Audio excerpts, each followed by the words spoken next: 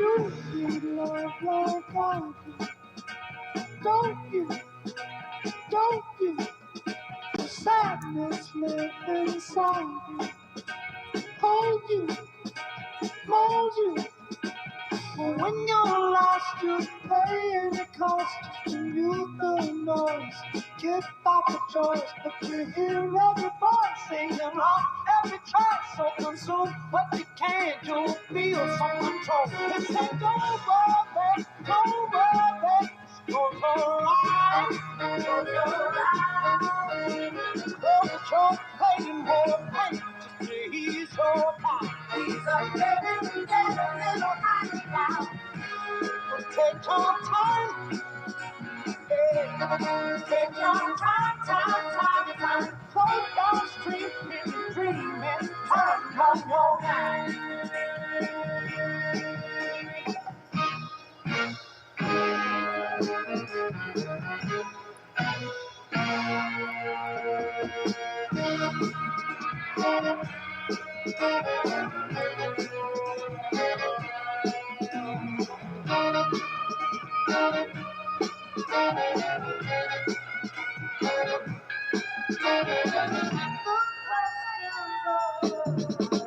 Follow me through the darkness, or will you, or won't you? Simply love like I do. It haunts you, and it wants you. And when it's too much, you'd give it all up to feel it's enough. Now deal with the fuss. So peel back the rush, jump on a cloud. You're the captain of the sky. Ooh, every color proud. They say don't worry, just close your eyes, close your eyes. Close your playing Warpaint to ease your mind. He's a little high now. But take your time. Take your time. Float downstream on the dream and turn off your mind.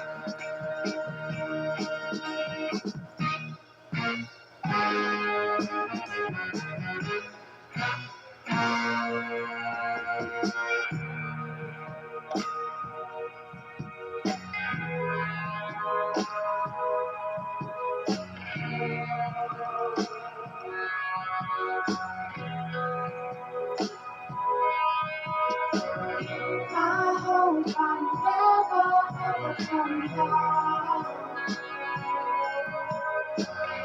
I hope I never ever come down. For you.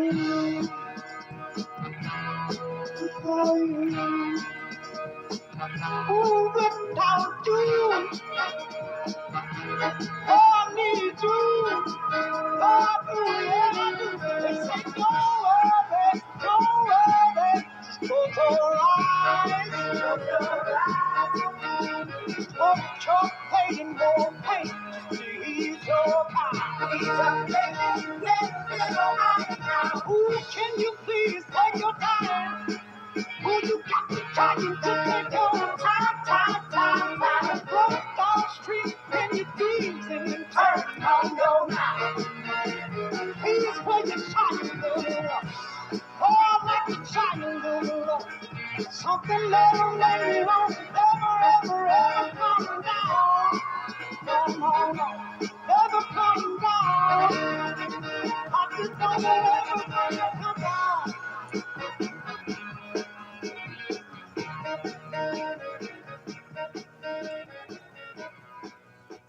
I really like that song. Put your Warpaint on. That's some good stuff, yo. A few of you there probably spread out through the internet, losing channels, dropping like flies. They really like throwing down on that that misinformation strike because of the hospitals and shit. Yeah, no, I see Lawsuit City with all that stuff. Right lawyer will want to just go right at him with that. But I'm not here for that. Oh, yeah, tune out. Oh, man, there's Cox. Oh, geez, it's Cox. Tune out. It's that psychological mind F they got to try to do to you, too. Oh, man. Happy Sunday morning across the internet. This is Mr. Cox doing a double dip from yesterday because yesterday's stream got struck. Ah, wow, lost a channel yesterday. Oh, man, she's down for a while. All over, I don't know what's talking about truth in hospitals or something. I mean, I wish they would pinpoint the part where I actually said something so I can refute it.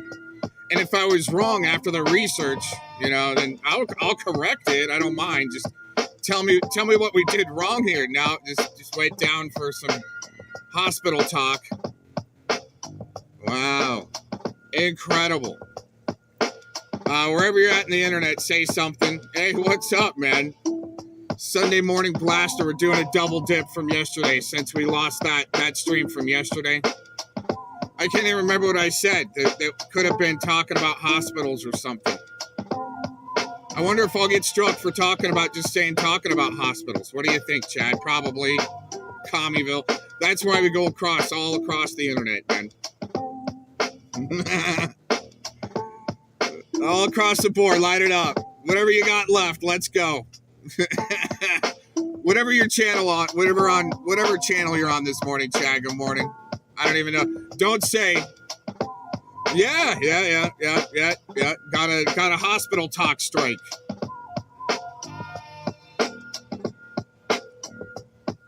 I bet you that little commie telly. You didn't want people to freaking just bust his ass out. It was too tough, and he's got to lie his way out of it. It's the GCHQ red coat shit, bowing down to it. Book burn. You like the book burn over on that side. But guess what, though? I think we got private access. I found a way around it. Uh-oh. You see, that's why you guys come here. So you guys come here is figure out what I figure out. Try to figure out what I just figured out. Oh, man. So you're going to like this. We've got a video that went behind a paywall. But I think Mr. Cox found a way around it. Try to book burn it behind a paywall. That's stupid. That's even more stupid. Oh, man. We got some bad audio. Because Amateurville Jeff...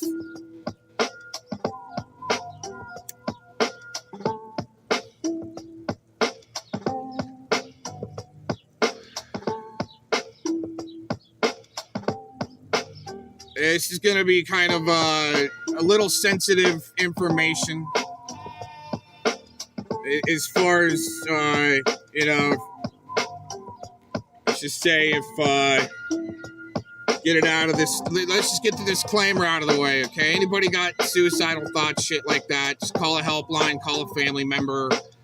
I would try to say avoid doing welfare checks because there's too much LARPing going on. For some reason.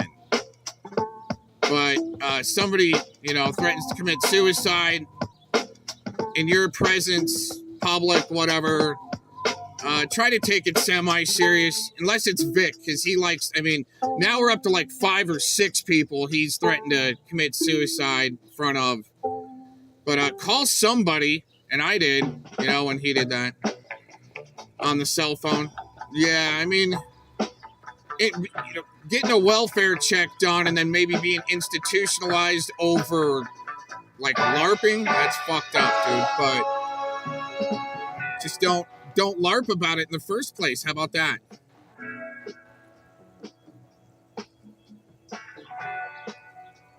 Wouldn't that be the ultimate advice? Don't LARP just because you might have gotten yourself in some deep shit, right? Or have, tendencies, or ideation, okay? But Jeff here, wait till you hear this. Once again, we made it behind a paywall. How did Mr. Cox make it behind a paywall?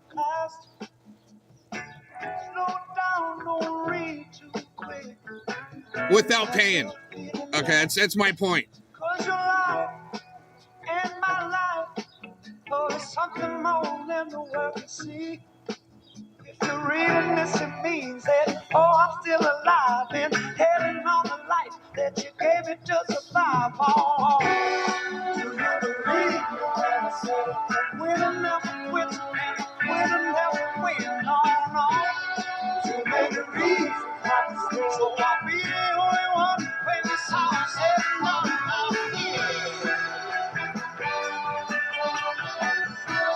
I will be the last one standing.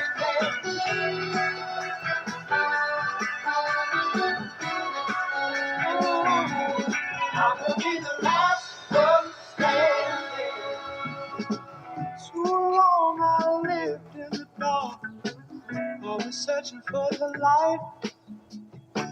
Too long I lived in the wrong, always wondering what's right. But my life and your life is all the world will know. If you found this, it means that, oh, I'm still alive and heading on the love that you gave me to survive. Oh, you never leave me, never say, quitting never quit, and winning never quit. No, no, no. So there's a reason not to stay. So I'll be the only one when this song says no, no, no. I will be the last one standing. I will be the last one standing. I will be the last one standing.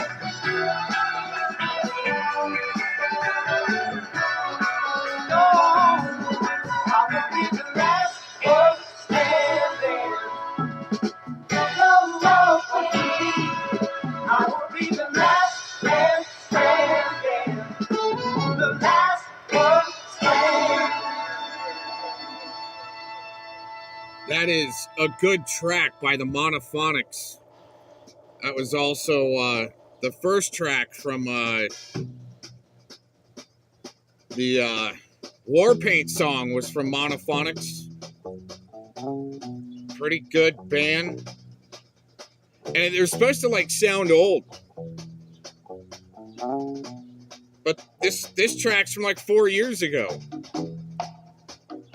But yeah, how about just try being the last man standing there? How about that? Instead of when you get backed into a freaking corner, oh, I'm gonna jump off a bridge like somebody else did to me, right? Oh, I'm gonna go jump off a bridge. That just pisses people off more, by the way.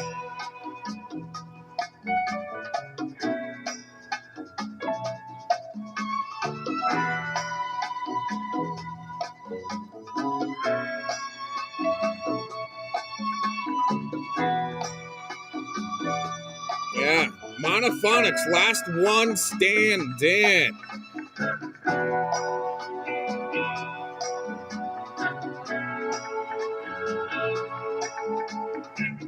We'll get into some drama here in a minute.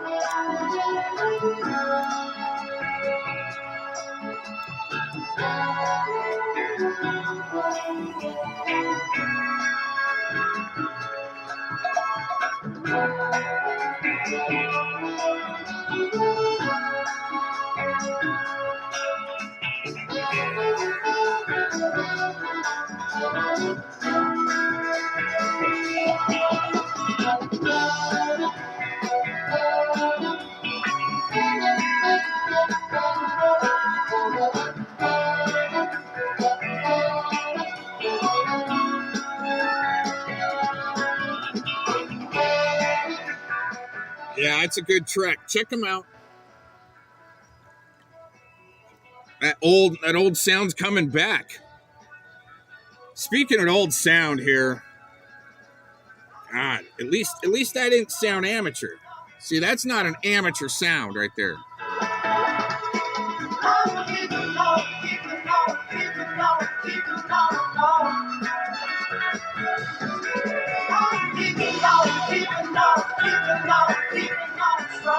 Keep on strong.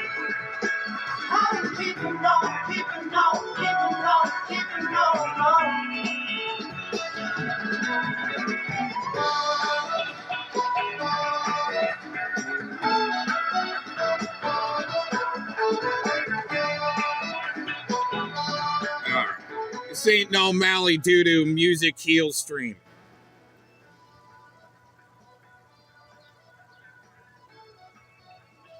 So we're going to get into some controversial content that I don't mind making awareness on it, just because people like to LARP like they're going to off themselves. They get backed into a corner. And like Vic, I mean, we've been warning about Mr. Rodney Bowman for quite a while. Many people he's done it to now. Now it's in public.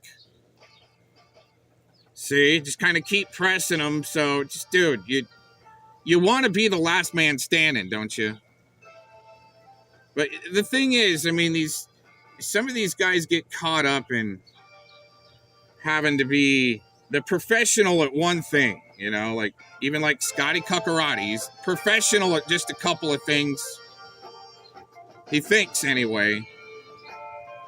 But I don't know. I think being a man would be to have as much knowledge in all departments as possible. Just, I mean, that's my opinion. You know what I'm saying? Many tools in your tool belt. If you only got a saw and a hammer, you know, you're going to probably be building a crooked house. Okay.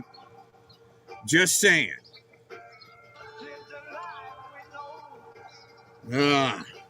So, Mr. Cox made it behind a paywall without paying. Just saying. So, eat a bucket of bullets, internet bullets. Boy. Bad audio alert. Amateur audio alert. Say, I've been pulling away from it. It clears up a little bit, though. I've been feeling a lot better. Wow. Yeah, I know. I don't talk about my thing going on in my life. Yeah, you told me you're killing yourself. But I'll open up a little bit. Sure. I have depression. I know. Depression. It clears up a little bit. Dark place. I know it does. And when I get called at. So this is Jeff, and this is Jeff playing Vic's Spurg stream, we'll call it, from yesterday. Vicky's Spurg stream. Minor attracted person. And even when you release the evidence that he's, you know, threatening to off himself, they don't listen. It's okay, because they're not supposed to believe me anyway, because they need to go by the mainstream narrative, topside bullshit, not even scratch the surface, shill shit being peddled by influencers. How did that sound? Right? Okay. So when you put out the evidence, they're not going to listen to anyone. Now that he's done it to Jeff a couple of times, now Jeff's going to make some awareness on it, but he's also going to saying here that he needs to call in a welfare check on Mr. Vicki, but doesn't even know where he's at. Now, this is the drama part of it, okay, that trying to make light of a bad situation again, but the suicide LARPing is the bad situation. Don't do it like Eric Shilkerson did with that unregistered sicko Connors. Doing a suicide LARP, knowing what you're doing, not later on say, oh, I didn't know what I was doing. I didn't know what it was. I'm sorry. And give concessions to somebody like Scotty Cuccarati. Put some beats behind that. Wanted to die. What I said. Right. I feel horrible. I feel real horrible. But when I start feeling horrible, I start thinking of unaliving myself. I could do that. 4 attempts. Good attempt. Hold on. I think Vic needs a welfare check. He needs a welfare check. There it is. Right. So now he's admitting, and there needs to be awareness raised to this topic. Okay. Easy to look up the number if that's not right. But I would suggest, call family members, friends that aren't all weighed down in their life by, like Shay. Calling up Shay. She's a busy single mom. And doesn't need Vic suicide LARPing to her on the phone because he's feeling a little depressed. Get some fucking fresh air, touch grass, unplug like you said you were, put your sword down like you said you were, get a new perspective on life. Yeah, accomplish some things because that's what men do to feel better about themselves, I think. Right? Knock some stuff off your to-do list. He's suicidal. For his own safety, I better call the police. We got Moose. I'll just kind of read the chat. I did set up the camera, maybe for later or something. But yeah, you got RSO Moose in the chat. And I call him that because he likes to call me Chomez. And that's people that have to say stuff like that to begin with and then can't answer questions about did you start with somebody else to be called RSO Moose. He's, Cox is calling me RSO Moose. Brr. Well, you want to cuck to the agenda like what Vicki wants to put out and admits that he's lying even. But you kind of get caught up in it there, Moose. And then he says, Mitch, don't you like being cucked? Dude, you're the biggest cuck out there right now, Moose. You don't realize it. You just eating it up like I've seen many others.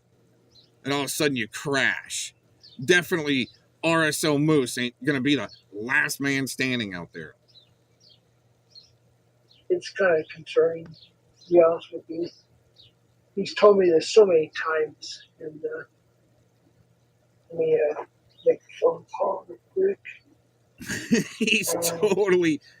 Oh, is he control saying fake calling the pigs now? It's not worth it. I agree with this one on Moose. Mitch will never own anything. I wouldn't say never in anything, but he has a hard time getting right down to the focal point. Okay, let's put it that way. Like some other streamers, I won't mention names in that, but would say, oh, I got a clip to show you, and it's almost here. And 11 hours later, he might find the clip or get down to the bottom of a 3-minute clip and not address the beginning of the clip where the beef is, and he's picking at the scraps on the floor at the end of the clip. See, it's a very good integrity test, these shorter videos that are, to the point. Sometimes I will, like Scotty, I would call him after he wanted smoke. I would call him and just play Mikey True 2020 videos. He's, why are you playing Mikey True 2020 videos here to me on the phone? This is stupid. I go, well, do you want to be a cuck like him? You might want to listen to this. Do you want to end up like a cuck like Mikey True 2020? Since you want to talk about Moose, you're just right up there with Mikey True 2020, man. Definitely not, once again, the last man standing. I'll play this while I do that. Oh, he's going to play Vic while he calls the cops for a welfare check on a guy he doesn't even know where he's at. I mean, come on. Good. Definitely get it in the spot. Once again, we're behind the paywall without paying. Not going to tell you how I did it, but there you go. That's why I try to stay away from all troublemakers. That's why I block your name. Because I don't want to have to fight with you. I believe that's the right thing to do.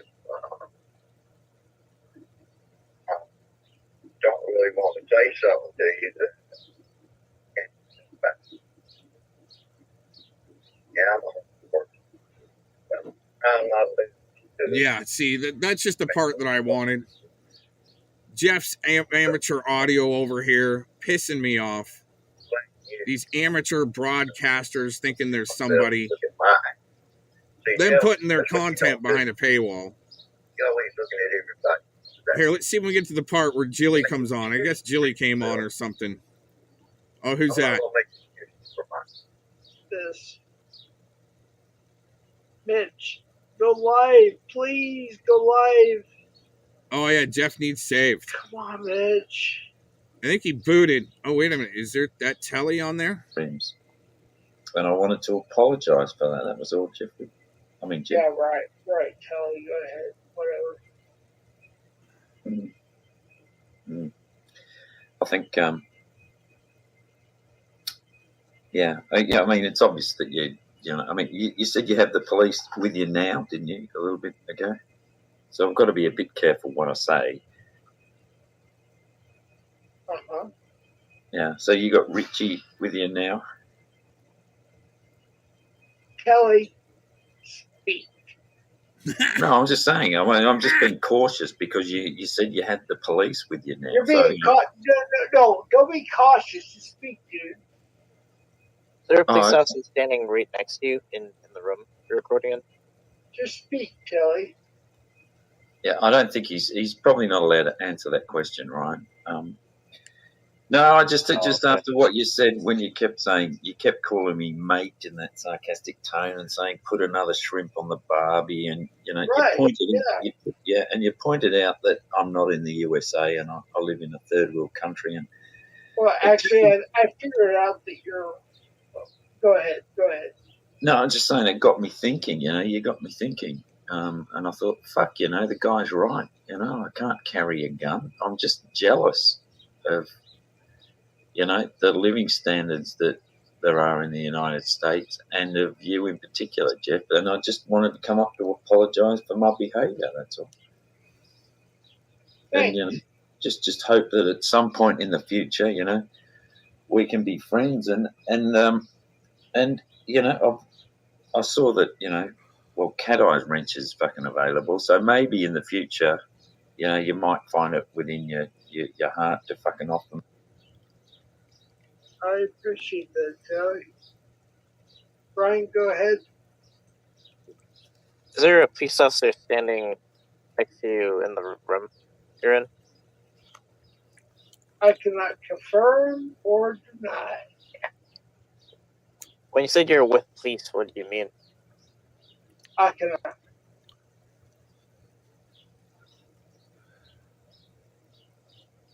Confirm.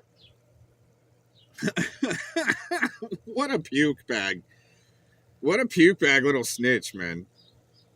That's a waste of resources. Even if he called the cops on Vic, it's a waste of resources. You don't even know where he's at. You're going to call the cops on somebody you don't even know where they're at. That's why Vic goes around. See, here's the thing. Here's the thing, okay? If Vic wasn't such a fuck up, he would be semi-retired right now. Okay? I mean, lifting up and down a house, oh my God, somebody can do it. Anybody can do it if you really set your mind to it. Okay? But do you have the balls to be dropped off on top of a mountain in Valdez, Alaska from a heli and drop a few thousand feet real quick? Real quick. Just wondering. I mean, that's still not, any man, shit. I mean, it is, but... Oh, dang it. I think we lost our paywall. Fuck, we did. Yup. Somebody narked us out for being behind the paywall. Damn it. I shouldn't have screwed around with that. I did. We did. We lost our paywall. Somebody just reset my app and it... Oh, who narked us out, you little bastards?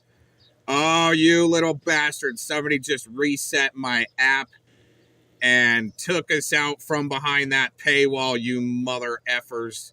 See, I know I told you they listen in real time to try to figure out how to get ahead of what I can figure out what they're doing. Fucking idiots. Could you imagine having that type of job? We gotta stay ahead of clock somehow. Right? Fucking Silicon Valley shill sellout pieces of shit. Don't try to silence people. How about that? We won't break through your little piece of shit firewalls and fuck you all up. Wire $60,000 to my attorneys. Yay! Why did I do that, you might be wondering. Let's do a little recap here. So I do want to preface this whole video with saying this is just a little TLDR highlights point. This is not supposed to be the whole full thing because let me tell y'all, I'm going to give you a little teaser right here. Next week, I'm going to be doing at least one full day long fundraiser. And I'm going to be live pretty much the whole day. I'm going to try to do 6 hours, who knows, maybe more. And we're going to talk about all of the details of this case. We're going to get into documents. We're going to reread some stuff. We're going to look at some never before seen body camera footage. We're going to look at some clips that I have not shown y'all before that are in the public record. It's going to be a huge party celebrating that I continue to win and I continue to be prosperous and I continue to succeed. Amen. There it is. There it is. Hashtag God's favorite. But for the purposes of this video today, I just wanted to give y'all a brief recap of why this unwell woman thought that she was going to sue me in the first place. In order to do that, we got to rewind. Here we go.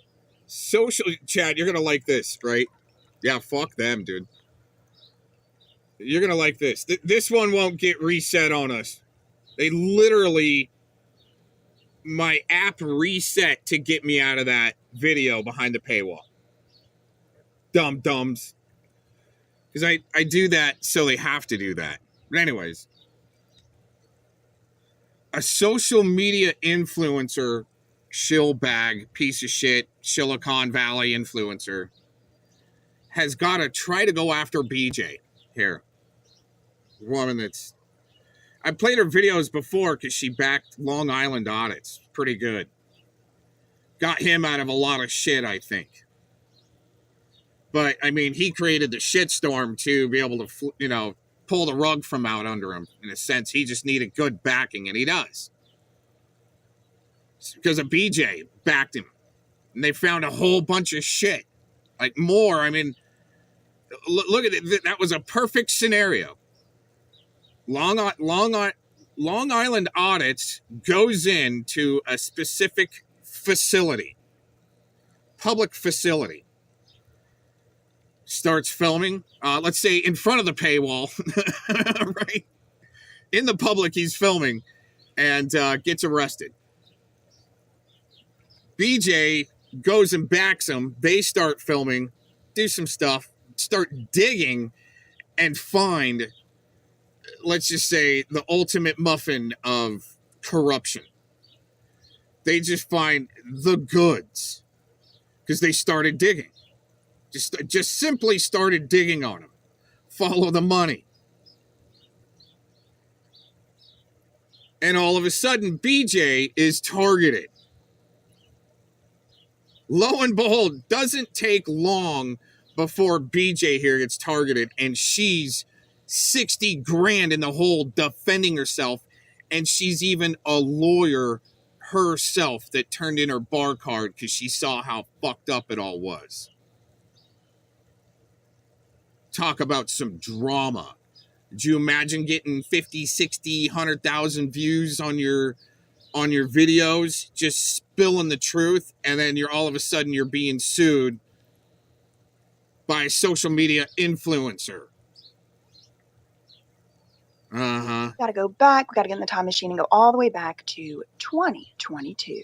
Now, it's cold. It's February. Imagine you're cold. It's February 2022. This is kind of fresh off the heels of me quitting my job, right, from Lou Taylor, Britney Spears' business manager. She came and hired the law firm I was working at as a first-year lawyer right out of law school. Britney Spears' business manager did not like that I was telling people that she had conflicts of interest with her investment firm that she started, Stonebridge Investment Counsel. And so she bided her time, girl. Yes, she did. She waited until I started at that law firm. 2 months later, not even 2 months. 2 months. 2 months later, she hired the law firm. And then she's like, stop making videos about me, through my employer or whatever. I mean, y'all have heard that story before too. But that happened in February 2021. All right. So a year later, February 2022, I'm kind of still reeling from all of that, still trying to get my bearings. Like, what am I going to do? Am I going to go back to being a lawyer again? Like, I didn't think that I probably was, because I didn't want anybody being able to tell me what to do like that. I did not want to ever have anybody have a paycheck or anything over my head that they could try and tell me what to do ever. Yeah. That's what I'm talking about right there. That's why she turned in her bar card. That's why she just started kind of making videos. Dude. But to have social media influencers coming at you left and right, see, that's why they shadow ban the shit out of me. You know, I mean, I put a couple of their influencers on blast, like Bridget Nielsen, the hybrid alien mama, right? Damn, that'll get you kind of shut down. After I do structured water videos, that's what I was doing. Getting 20,000 hits on videos, and then start putting some real influencers on blast and see what happens. I'm not even joking. It's no joking. Went from doing the structured water videos in the first channel, 20,000 views and a handful of videos, then started putting Bridget Nielsen on blast and saw what happened. Oh, dude, just toggle switches were flying on the account. Just lock that shit down. Shut it down. Oh, I love it. I love putting it all to the test. You little shitbag, Silicon Valley. You don't want me ahead of you, you know. But when I do, oh my God, they triggered. I love it. Love it. You're wasting your life force energy on unlimited funds from Soros shit. And and then I'm getting struck for talking about hospitals. Let's put it that way. And I gave up my law license for exactly that reason, because I don't want anything that can be held over my head, right? So it's February 2022. I've been doing activism online for at least about 2 years at this point. Get him, BJ. And somebody told me Bam Margera from Jack was in. Oh, yeah, that's another thing. She met up with Bam Margera. She's from that kind of area. I think Mass, maybe. She might be in Connecticut or Mass, closer to New York. But I'm not trying to dox where she's at. I'm just giving you a general location, because I think isn't Gloucester or something like that? Isn't that in Mass or Connecticut or something like that? I know I'm butchering the name. I'm a West Coaster, okay? Conservatorship. I didn't know if that was true or not. I didn't know. So I start looking into it. Come to find out, yes, he was. Bam Margera was in a conservatorship. He couldn't have his phone. Nobody had heard from him, at least the public, in months and months. It was like, where's Bam Margera? I mean, that's what really started it. They're holding him hostage. Well, I start looking into it, and turns out the person who had applied for the conservatorship for Bam was You know what? Thank God for BJ looking into Bam Margera. Where did he go? What's going on with him? You know, people should be glad that, you know, that Cappy's supposed suicide is still being looked into. You know what I'm saying? By the name of Lima Takali. Oh, wait a minute. I want to go back. Bam Margera. I mean, that's what really started it all. Oh. Well, I start looking into it, and turns out the person who had applied for the conservatorship for Bam was a woman by the name of Lima Takali Yevrimovich. Oh, now, Lima Takali dox the shit Yevrimovich out has of her. other names. Lima Mora, April Mora was the URL tag on her LinkedIn at some point. Lima Yevrimovich. Hey, Tommy Boy Studios, you're lucky I'm not going on the deep dive like this, and at least she's not doxing addresses yet. And Lima Takali. Now, Takali could be spelled about 4 or 5 different ways. I ended up finding out some other stuff about this woman, but very importantly, what I found out was this is not her first rodeo. Bam Margera, that was not her first rodeo of trying to conserve somebody. Now, in my opinion, conservatorships are slavery. You're taking away someone's rights and you're giving them to somebody else. She's got, in her opinion, written like 10 times on her screen. But you see, that's kind of the pinpoint. You want to go after Hollywood. You know it's dirty. You want to be a truth teller, but you really can't pinpoint it. You're just complaining and crying, right? You get down to, in my opinion, you got it written 10 times on your screen, and you're saying it's modern day slavery, what they're doing in Hollywood. Holy shit, man. I'm going to go back just a little bit farther. this is not her first rodeo. Bam Margera, that was not her first rodeo of trying to conserve somebody. Now, in my opinion, conservatorships are slavery. You're taking away someone's rights and you're giving them to somebody else. There was some back and forth, amongst the peanut gallery on whether or not Bam was in a conservatorship or a guardianship. For all intents and purposes, it's the same thing. I would say that Bam had to go into mellow mode after his friend, I would say, pretty much committed suicide behind the wheel, drunk in a Lamborghini or I think it was a Diablo, but and I can't remember his name. Maybe somebody that's still listening. No, he lost a few people, but what was Bam's friend's name? They were all in Jackass together, and I can't remember his name, but we'll throw a little bit of a shout out and some coffee on the ground for him. But still, yeah, I mean, going out in a Diablo, hitting a guardrail drunk isn't the last man standing either. Somebody's rights and you're giving them to somebody else. And we're talking about inalienable. That's what I'm saying. I think because of that car accident, him losing his friend, he had to mellow out. And he was drinking hard himself. And I think Bam Margera may have gone sober too, had to at least for a while or something. Rights too. Like the government decides the rights ain't inalienable anymore and they can give them to somebody else. Right. Anyway, this wasn't her first rodeo. No, it was not. She had actually, this woman, gone on huge YouTube channel. Soft White Underbelly. It had like... Soft White Underbelly. Interesting. Thing is, okay, we're talking the next level after the beta test of some muffin bakery action. Okay. The beta testing on smaller little pockets like the Bundy movement.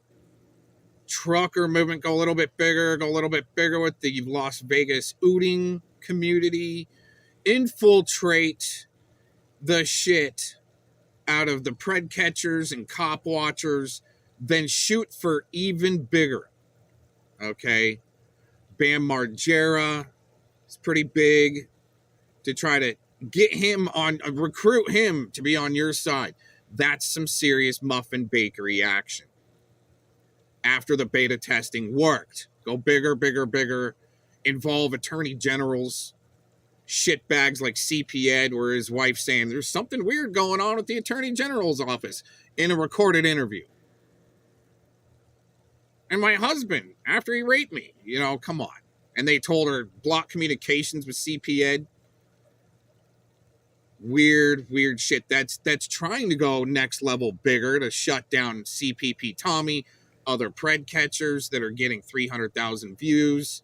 Same with the cop watchers, 300,000 views. Here's your pattern between the cop watchers and the pred catchers, okay? CPP Tommy gets accused of graping Sherry because he's married. If he wouldn't have been married, it would have been infiltrate the shit out of him with a Lufa account, right? Somebody like Lufa. Like they did the slow vids, dumb. Unless that was just a good play fight LARP. But still, play fight LARPing, like when Tacos says, "Oh, Cox, you gotta be my play fight partner on the internet." Fuck that, but I'll give you a sample. Watch it freak out. You don't do that to people.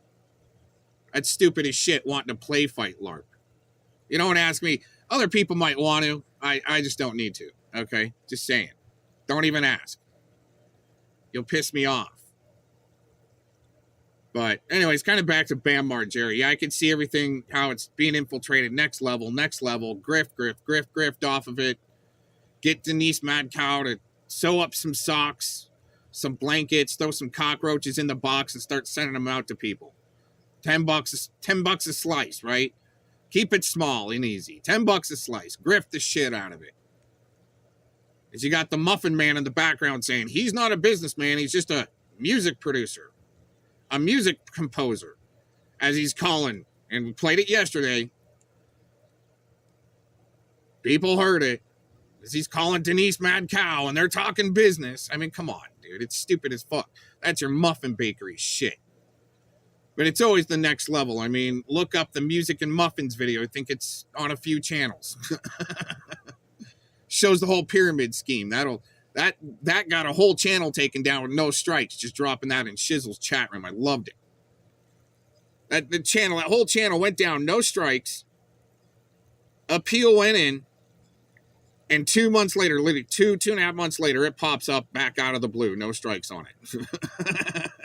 No email, nothing. Okay, I see how it goes, right? Interesting. 2.5 million subscribers at the time, maybe 3 million, something like that. All right, so Lima Yamramovich. So here's the influencer on you have a company, Soft White Underbelly. She's the victim, like what do you guys do? she's a victim. So we're all about data-driven healing. Our goal is to use technology to scale affordable, high-quality treatment services. She had gone on Soft White Underbelly, kind of telling people how to put their loved ones in a conservatorship. Oh, damn. All right. Lima she's and Larry, such an influencer. She's gross. Amanda's final court hearing this morning. Oh, my God, man. She's such a horrible, nasty-looking influencer in this interview on Soft White Underbelly. Oh, my gosh.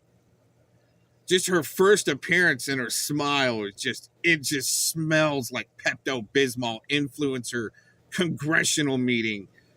Moldy donuts and muffins in the back with 2-day-old coffee that they kept warm for you. Oh my gosh. Oh, horrible. As discussed in the last video, we were going for an LPS conservatorship to get Amanda committed to a program and to ensure that we had power of attorney to make the decisions for Amanda. So in the last 72 hours, I've been trying to do damage control, and I actually woke up at 2:30 a.m. this morning to make sure that court at 8:30 in the morning went fine. She's doing so much better just being off the streets in an environment where she's being controlled. Yeah, Lima's been amazing. I mean, she's a detail person. So this influencer will even hit the streets. This is what I'm gathering. Will hit the streets and make sure their subject that's being controlled makes it to court. Tell my troops. And so it's really important to note that in cases where it's a public defender, there's a lot of people. These are very short trials. So I think that it's really important for other people out there that are looking to do something like this for their family member, to not just purely lean on the system and expect that just because that person has a representative, that representative will do what it takes. I think you've done most of the hard work in Amanda's case.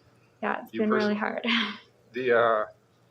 There's something that you can file, which is helpless child status. Had Larry filed it, we would have no problem covering Amanda's care. But if you are a veteran and your child has mental health issues, I highly recommend that before they turn 18 to ask about helpless child status for their family member. If you went to her website at the time, it gave you a step-by-step on how to do it. For their family member. And step 1 said conservatorship. Dude, even in that interview, and I almost wish I could put the camera on it a little bit better, in her body language analysis, she definitely failed as far as like the direction she had to look when she's talking about that. Down to the right. Kind of middle to the right. Let me see. If you went to her website at the time, it gave you a step-by-step on how to do it. For their family member. And step 1 said conservatorship. Up to the left. I thought maybe the camera was flipped there for a second. To ask about helpless child status. For their family member. If you went to her website at the time, it gave you a step-by-step on how to do it. For their family member. And step 1 said conservatorship or jail. Step 2 was detox, step 3, whatever. But this was all for the purpose of getting the loved one or the person into a court-ordered legal arrangement where they lost some of, if not all of, their rights. Okay? We were going for an LPS conservatorship. Oh, wow. And the purpose was that... Put them on a street, like street lizards or something like that, right? And then have them make sure that, wow, that's almost like some Midnight Productions type shit. Use them in film, whatever. Slavery, maybe. Well, it is. It's kind of modern day slavery. They gain access to your rights and you're the slave. Just because somebody signed you up through the website. Interesting. Was to get Amanda committed to a program and to ensure that we had power of attorney to make the decisions for Amanda. She's being controlled. So I start looking into this woman and come to find out she's actually already attempted to get a conservatorship on another high-profile individual on this Soft White Underbelly channel. Now, this woman's name was Amanda Rabb. She was a huge fan favorite on Soft White Underbelly. She started appearing as a subject on this show back in like December 2019, and she was a frequent flyer. I mean, she came back over and over and over again. Now, Mark Lata would say at the time that he didn't have repeat people on his show or whatever, but she was repeat. He had her on more than once. And as the time went on, as these appearances went on with Amanda, they started to be intertwined with this woman who would later become Bam Margera's guardian, Lima Yevremovich. Now, Lima was on Mark Lata's channel talking about her business. And what was her business? It was a company called AURA, Autonomous User Rehabilitation Agent. Now, what Lima purported that her business was doing was using virtual reality technology in a treatment type setting with clinicians. She claimed that this virtual reality technology could be used on people struggling with substance use disorder, substance abuse, PTSD, eating disorders. I mean, it was basically looking like it was like a miracle manna sent straight from the heavens above. But the more I started looking into this business, the more I realized that the claims that Lima was making seemed to be unsubstantiated in the public record. Like, I looked high and low on the FDA approval website for anything about virtual reality being used for any of those purposes, much less AURA, and I couldn't find nothing. I mean, this was back 2 years ago, right? February 2022. So then I'm like, all right, well, let's look into this girl, Amanda. That's what we talk about, the NRG NLP. So they're using them like in their pyramid scheme, in a sense, just to make money off of them because they got a little bit of traction from a bigger channel. So seek them out even from the streets and try to take their life over. Sounds familiar in a few situations. Who used the technology, right? I want to go back. Any of those purposes, much less AURA, and I couldn't find nothing. I mean, this was back 2 years ago, right? February 2022. So then I'm like, all right, well, let's look into this girl, Amanda, who used the technology, right? Oh my God! What the? Oh! Yeah, users experiment with a VR headset. She was kind of panicking. But yeah, use them as freaking cannon fodder for remapping through VR and shit like that. That's crazy. Well, Amanda did not survive. She didn't survive for a full year under Lima's care. Now, why didn't Amanda survive? That's my next question. What? A lot of people say, oh, Lima killed her. I don't think that. That's not what I said. I never said that. I actually wanted to take it from Lima's mouth. Okay, so wouldn't you know, Lima had already put out a video on Soft White Underbelly purporting to tell the public exactly how Amanda died. Here's the video right here. See the title? Amanda Autopsy Results, Lima. What does that tell to you? What does that indicate to you? Does it indicate to you that maybe Lima is reading the autopsy results just from the title alone? That's what I thought. I thought, yeah, okay, yes. We're going to find out.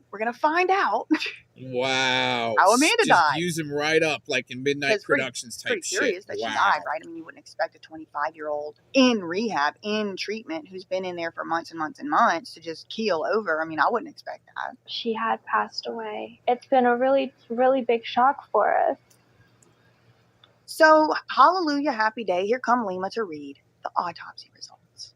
And then there's more reiteration in the video to lead the public to believe that what she's going to read is the autopsy results. Like at the beginning of the video, the host of the channel, Mark Lata, says, so Lima, we finally got Amanda's autopsy results. All right, Lima. All right. Welcome back again. Thank you. Thank you for having me. We haven't seen you in a while. Yeah. So we finally, after how many months now? It's been like It's been since 9 months or something? April, May. So we have the autopsy results for Amanda. Yes, we do. Then they had to wait. Well, we had to wait. It's been 6 months, 7 months since April, since May. Yeah, they had to talk about how it's taken so long to get the autopsy results. It just took so long. Which just came a couple days ago. Tell me what you know. Yeah, so the reason that it took so long is because there was a lot of lack of documentation because Amanda was homeless. And so basically what they used was they did the autopsy, they looked at her medical records, and then Larry and I also sent in your videos to kind of show her condition from the drug use and the beatings that she took. So now finally, some beatings. 7 months after Amanda died in court-ordered treatment under Lima Yevrimovich's ARA treatment plan. Oh. Also, she had been transferred across state lines. I do not want y'all to forget that because I think it's pretty important. She got court-ordered treatment from a court in California, but then she put the woman in a rehab in Las Vegas, and that's where she died. Okay. Then she triples down, right? First, we have the autopsy results in the title. Then we have them talking about why it took so long to get the autopsy results. And then, before she starts reading, Lima goes, I'm just going to read it word for word of what we got. And so I'm just going to read it word for word of what we... I'm totally smelling some Project Oasis type shit in that too, right there. Because it's about VR gaming and trying that on the masses. Now that's multifaceted, either through audio LARPs, a lot of audio, video, just through a channel. But exploit people. By exploiting people, I mean to the fucking max. They're getting beaten in rehabs. Something going on there, but or being hunted on the street by thugs to be taken in a little room with a freaking VR headset plastered to your head to see what'll happen. See if it can remap your brain to get you off of heroin. Now, that type of shit, that goes back to the Greada Treaty, in my opinion. Advanced technology in exchange for human experimentation. The intermingling thereof. Like Gas Buggy being a nuclear program. But where did they get really the schematics back in the 50s for nuclear? I mean, it was just kind of handed to them through the Greada Treaty, maybe through the Greys. Little gray men. But the thing is, well, going all the way with Project Oasis, multifaceted, abductions, beatings, small rooms. You have to wear the VR set. You know, that's some weird shit. But that's I think, let's say Trump gets elected. I want to believe, might not happen, but he's talked about in the past trying to work on the black ops operations that are funding the type of shit I'm talking about to target Americans. If he gets elected, and I'm gonna hope if he gets elected that he works on that right at the beginning. Probably not, but hey, I've been surprised in the past, let's put it that way, by certain events. This is very surprising because what it's doing, though, is more so confirming the things that I built theory on. This could be happening, but it's even more accelerated and on a bigger scale than I realized. The autopsy results. And then, before she starts reading, Lima goes, I'm just going to read it word for word of what we got. And so I'm just going to read it word for word of what we got. The cause of death was marked as a seizure disorder. Oh. Amanda never had seizures prior to being homeless. Oh my gosh. And, well, that would make sense with maybe some aneurysms and seizures from too much VR headset time. They believe that it was post-traumatic epilepsy, but they couldn't mark it as post-traumatic epilepsy because of a lack of evidence. So, now remember, a 25-year-old woman is dead. She's dead. She's gone. She's dead. And now the public wants to know, how did she die? And here's Lima on a video called Autopsy Results, saying she's going to read word for word of what we got. So what did she actually say in that video, you might be wondering? I'm just going to read a word for word of what we got. The cause of death was marked as... Is this a falling bum operation where you serve blank papers, but no one in the crowd knows to the chief of police of Leon Valley, and you're supposed to serve him with a petition order and a 240 a U.S. Is it 18 or I think it's 18 USC 241 242. You're gonna shut down that chief of police and your falling bum buddies with the rodent, right? And rodent probably came up with it. Well, we got to get 1,000 people to stand down. How are you gonna do that? Well, serve the chief of police with fake papers. They charging them with 241 242 conspiracy shit like that.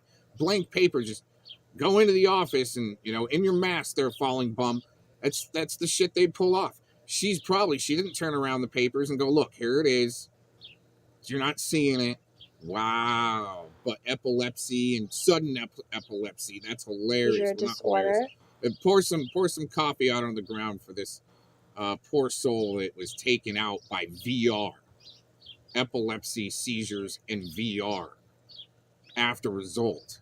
And beatings. And probably aneurysms. Holy Amanda's shit. cause of death was marked as a seizure disorder.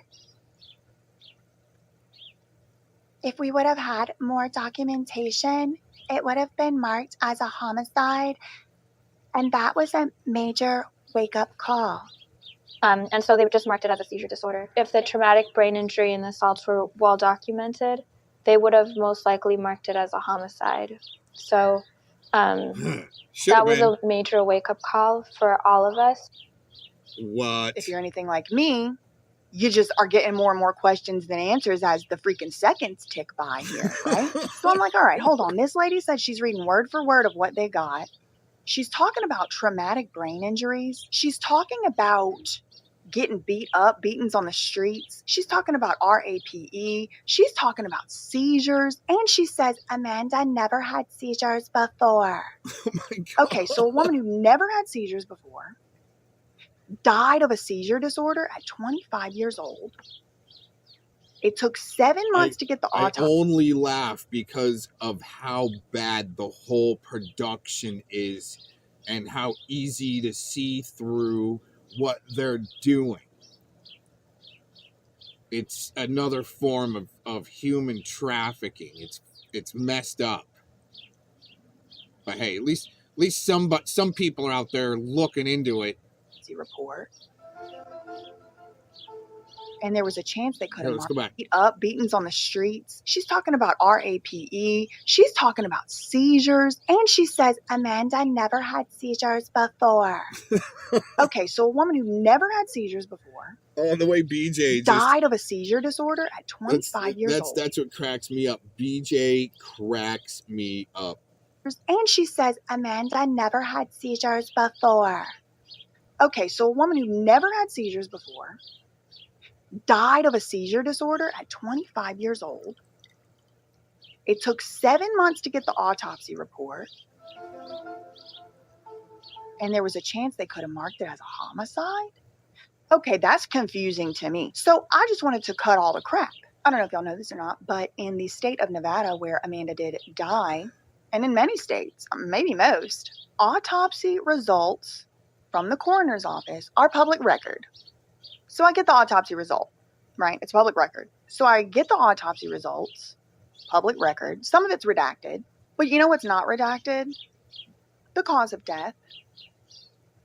The cause of death is not redacted. So it shows you right there on the autopsy report what the cause of death is. And I'm expecting, because Lima Yevremovich went on Mark Laita's channel on a video called Autopsy Results and said the cause of death was marked as a seizure disorder.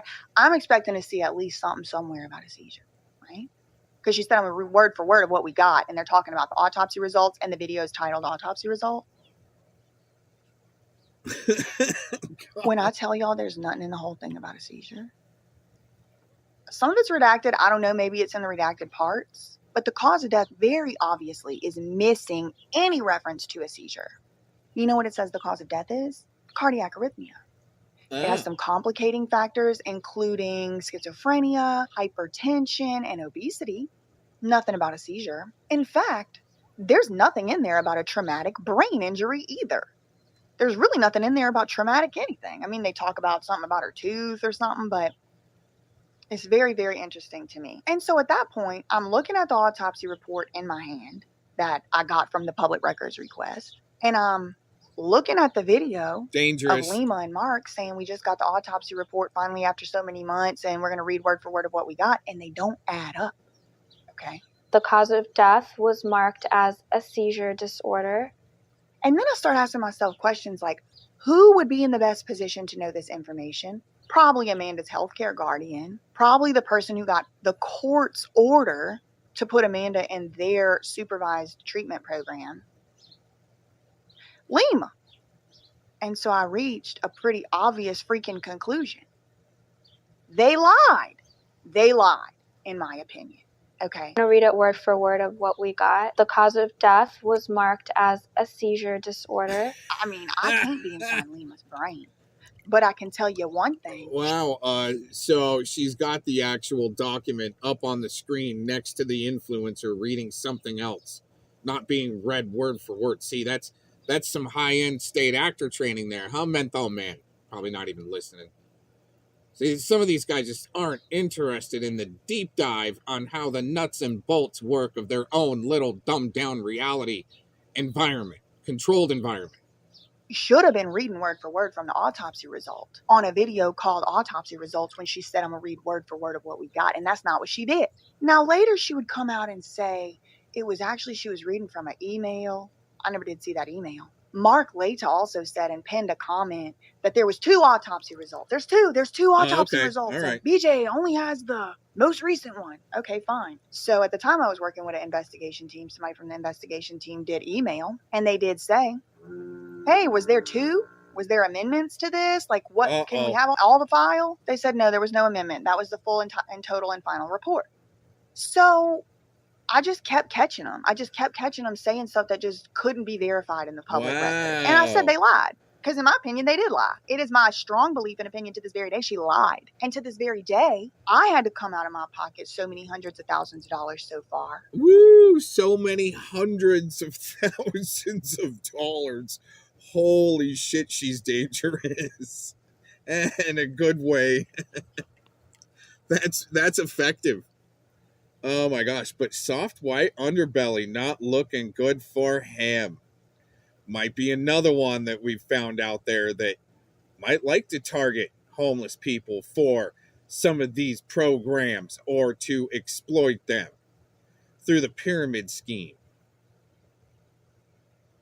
Sorry if people can't hang with that, and it might be a little too deep and too conspiracially factual. Wow. Proven on many levels here. And BJ just she always kind of sews in what I think this could be happening. And all of a sudden it's confirmed. Because she does the deep dive and can spend the money on it. Holy shit, man. Yeah, that's... Thank you, amen, and all of that. We're going back a little bit. G, and total and final report. So I just kept catching them. I just kept catching them saying stuff that just couldn't be verified in the public record. And I said they lied. Because in my opinion, they did lie. It is my strong belief and opinion to this very day she lied. And to this very day, I had to come out of my pocket so many hundreds of thousands of dollars so far. Thank you, amen, and all of that. Flip. Lakshmi, G, Waheguru, and everybody else. Because somehow, some way, I've been able to keep making payments to these lawyers. Now I am still in a lot of debt. I am still in a lot of debt. And there's people out here, haters I'll call them, who seek to make me feel ashamed for being in this debt. I'm not ashamed. Right, but for her being her, and in the end, when she wins in the countersuits, it'll all be paid back. See, and that's how our monetary debt system works. You can it's like Trump did. He can put himself in $1 billion worth of debt and climb his way out real quick. But that's the system that they created. I mean, suing each other is the best income there is, I guess. I'm not about that. I just want to make videos and shit and use my mouth and sound stupid if I want to. You can take everything from me. I will never, ever stop. I will never stop. See? Looking for the truth. And when I find it, I will never, ever stop telling. And that's to me, she's saying she coming after you MFers through discovery and countersuits, motherfuckers. But does she have the right people on let's say on the hook? But they always send the cannon fodder like the influencer to take the hit, where the influencer might not have that much money. But this is an echelon where the influencer could have some money to go after, but still think it's swinging higher. There's still that's just the squid farm and the puppy mill in a sense that the influencer's running, not the muffin factory. Okay, there's an in between, maybe the bakery, okay, the back rooms or the muffin bakery where they plan scripts, but the actual factory where they're cutting the checks to anonymous accounts that really have no name, fake name, whatever, right? It's stupid too. Through what? Probably funded through Project Oasis.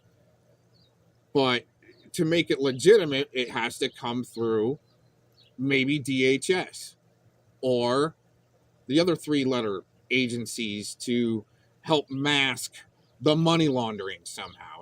Whatever it really is, that's just kind of a theory, but still, okay, just like breaking through their paywall, okay, they're going to be pissed.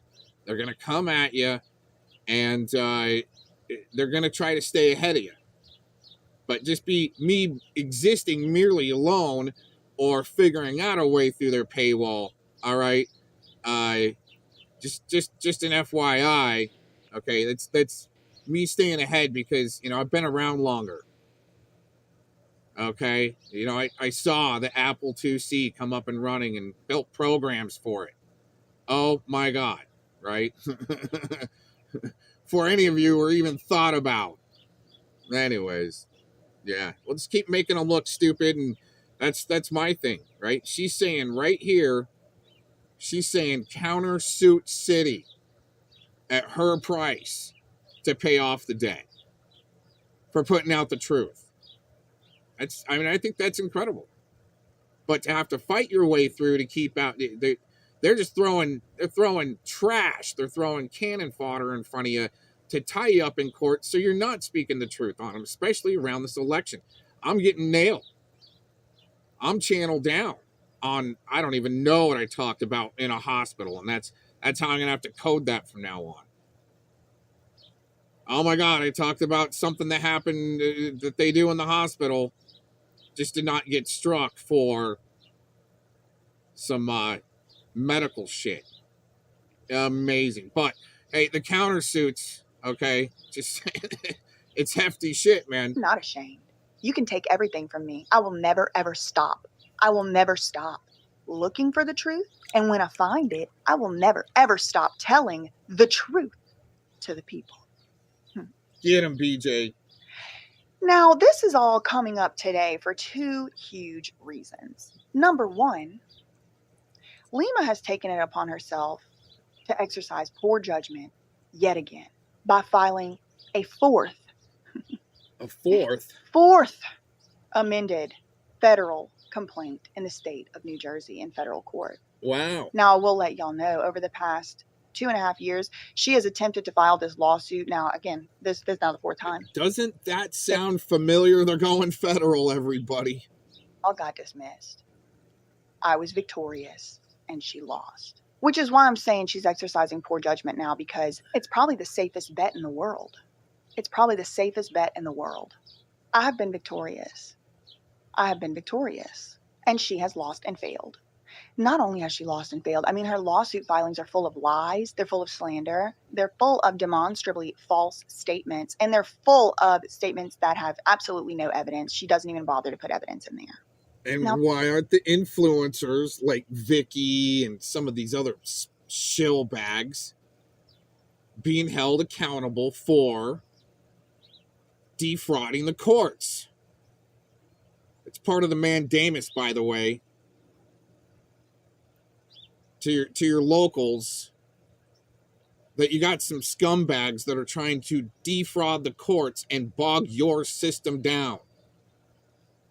It's up to you. Now that you know, it's up to you to find them, I guess, because I'm not paid to do it. You are. There you go. Ball's in your court. Or are you helping defend that nasty, gnarly system of control through slander, through saying horrible things about people to try to get them to shut up because you know you're not going to win in court? The very first moment I ever started reporting on her, I have always said, please, no one attempt to contact her. No one send her a comment. No one send her a DM. If you do that, it is against me telling you not to do that. Why am I telling you what to do? I don't like telling people what to do. But it's because this lunatic has tried to blame me for things that I think didn't happen. I think she's lying. I think she's a liar. But I don't know. I wasn't there. She tries to claim I flew a drone over her house. She tries to claim that I sent people somehow to R-word her sister. I would never do such a thing. And if somebody did do that, they should go and rot in jail. I don't think it happened. And you know what? I think her and her boyfriend or something showed up and filmed BJ at her house. Yeah, and I think this is a video from 9 days ago, and she's been going at him in the paint since then hard. This is like her declaration, I'm coming after you through video and streams. It wasn't my fault. I certainly was. She tries to claim I flew a drone over her house. She tries to claim that I sent people somehow to R-word her sister. I would never do such a thing. And if somebody did do that, they should go and rot in jail. I don't think it happened, but if it did, it wasn't my fault. It certainly wasn't my fault. People got to start taking responsibility for their own actions and their own choices. And that is really what's going on here. Lima has failed to just take accountability for the false statement that she made on Mark's channel. All she has to do is come out and say why she made the false statement, but instead, she's BJ's got the overlay up again with the 10 in my opinion as she goes into it. She goes into it deep. Wow, just to protect herself. See, and that's the type of thing that I knew you'd have to do eventually. It's just how far can you take it before, and there you go. She has to put up an overlay saying this is in her opinion, before she can, before she talks, as she's talking. That's the thing. So you can be like a fellow mon and scream censorship all day, but if you go through the right steps to speak publicly, in a sense, I guess, right? But they can say it's crazy. They're not going to get taken down for defrauding and the courts. I'm trying to remember the exact word. It's not on that gear right now. I'm not thinking legalese, but that's crazy. I'm using somebody's money, girl, to sue me. And it would be one thing, y'all, if I was only dealing with this federal suit. But last year in 2023 was the first time that Lima's defamatory, slanderous, and full of lies lawsuit got dismissed. Last year, August 2023. Girl, not 2 weeks went by before she was trying to then get a restraining order against me in California, across the country. So then I had to start defending myself over there. She did not give me notice of it. She was so scared. She needed to do an ex parte restraining order, but she wasn't scared enough to send me notice that it had already been granted and put in place for like 2 weeks, 10 days or something. Not only that, Lima teamed up with known Free Britney fan Brian Kuchar. Isn't it interesting how similar his last name is to Ashton Kutcher? Oh, interesting. Anyway, Brian Kuchar, it was like a gang stalking operation, in my opinion. Damn. Because it was like a bunch of stuff happening all at once, and it was meant to destabilize me, but it didn't. Wow. It didn't. And now I look good and they look stupid. But Brian Kuchar, at the same time that Lima was filing for her it ended up being ruled a SLAP suit, which is a strategic litigation against public participation. So she got admonished to the tune of about $87,000 for even filing that restraining order in the first place. We'll get to that. At the same time, you know what else, ladies listening out there? She's actually using her real voice to speak, BJ here, which I'm sure some women would just be admonished on, just out of their skin. Oh my gosh, she's not wearing a mask. She's showing her face on camera. She's got a good voice, right? Which some women are going to find it cringe. But at least she's not like other influencers that got like a trucker voice, like kind of like mine. But when they make their videos, they're all, hi, everybody, you got to subscribe and get into this poll and vote. And their real voice is, you know, and it's pretty crazy shit, right? The mask that people wear. She's unmasked. She's totally transparent. Coming after handlers that tried to handle Bam Margera and this woman that they found on the streets to make famous through their program. Get them in rehab first, I guess. Test them with some, VR headsets in the back room at rehab. I'm starting to kind of piece this together. So there's got to be contracts through those rehab centers to be able to experiment through what type of contracted company or agency that would contract a company to.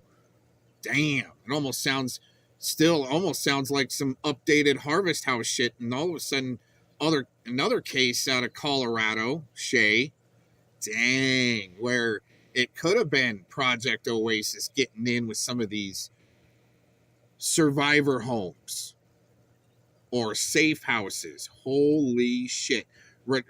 Rehabilitation centers. Yeah, man. Holy crap. But that's the NLP, NRG reality type things that are trying to either use through the internet or find homeless people on the streets to experiment on and see how far they can push them. And holy shit, man. Not cool. She was doing her retaliatory restraining order in California, which did get dismissed as a slap suit eventually. Brian Kuchar was signing up in the state where he lives in to open a company called That Surprise Witness LLC in Georgia. Very interesting. The name, my trade name, I've been using and going by for four years, or at that point 3 years. He opens a business called That Surprise Witness in Georgia. Then like 2 weeks later, he tries to get a restraining order against me too. So I'm like dealing with these 2 restraining orders, and now I'm having to figure out how to respond to Lima's amendment in the New Jersey federal court. All this is happening without them giving me really the proper notice. I mean, it's like at the last second. And then they had this lunatic process server coming to my house, banging on the door at all hours of the day and night. I mean, it was a Saturday at 6 o'clock, 7 o'clock at night. I have videos of this woman. And during our fundraiser next week, I'm going to show y'all the brand new footage of her, never before seen. And I promise you, it's the last time that she's going to be on my property without the police showing up. Yes, it is. Linda Sharkey. Yes, it is. From Harris Investigations. Yes, it is. Wow. So that all happened last year. All right. So I cried a little bit for a couple days, and then I got to it. Successfully defended myself and my right to free speech in California with the anti-SLAPP statute in the state of California. Successfully was awarded some of my attorney's fees. Now, in that case alone at that time, I mean, it was over $100,000. It was like $120,000, like, to be conservative. And this is after my lawyer discounted his hourly rate by like almost half. Okay. Like, if my lawyer didn't discount his hourly rate, oh my God, I would have had so much more. Thank God. Thank God. The Brian Kuchar one was so flimsy that it never even got granted in the first place, even temporarily, and it just got dismissed. It just ended up getting dismissed. Now, interestingly, the lawyer that represented him, Jay Abbott, in that case that I won, he was in the Young Thug trial representing one of the Young Thug co-defendants. Anyway, so yeah, that first New Jersey federal suit was filed, and then it ends up getting dismissed August 2023. Pretty much weeks later, now I'm having to fight 2 different fraudulent phony restraining orders, which I did eventually defeat both of them. So then you might think, okay, look, listen, Lima Dunn lost the first lawsuit in New Jersey. The judge gave her mercy and said, look, I'm paraphrasing here, but this lawsuit is so poorly done, like there's no way that you even finished it. So let me dismiss it without prejudice, just like give you an extra chance to, like, I guess say whatever you need to say in here, girl, but no, it's going to be getting dismissed on at least 2 grounds, okay? So she's over there, tinkering away at that. She files her amendment. I filed a response. I successfully defeated her in court on the anti-SLAPP round 1 in California. I successfully defeated Brian Kuchar in Georgia, round 3, I'll call it. And the reason I bring him up is because Lima was in court as his witness, and he filed declarations for her. So they're in cahoots. They're collaborating at best and conspiring at worst. I mean, I don't know. I wasn't there. Now, Brian Kuchar has ties with Lou Taylor because Lou Taylor sued Brian Kuchar before in the past, and then they settled for an alleged amount of about $20,000. I mean, I don't know how much it was. But he has financial entanglements with Lou Taylor and has at least entered into some agreement with her if he took a settlement from her. Okay. So do you see how this is all just kind of a little bit too close for comfort in the web? Anybody would think in their right mind, all right, Lima, you lost rounds 1, 2, and 3. You filed your little amendment. Let's just see what the court decides in New Jersey on your amendment and then maybe just let it go, right? No. Oh, another thing that was going on during all of this, from like August through like November of 2023, that restraining order, the temporary one that she got by lying and not giving me notice and telling the court all kind of stuff that she had no evidence for and blaming me for stuff I definitely didn't do. I was literally silenced from talking about her, some of her family members, for no reason. I mean, like I said, that ended up getting dismissed, and I actually got some of my attorney's fees awarded, and Lima owes my attorneys right now for that.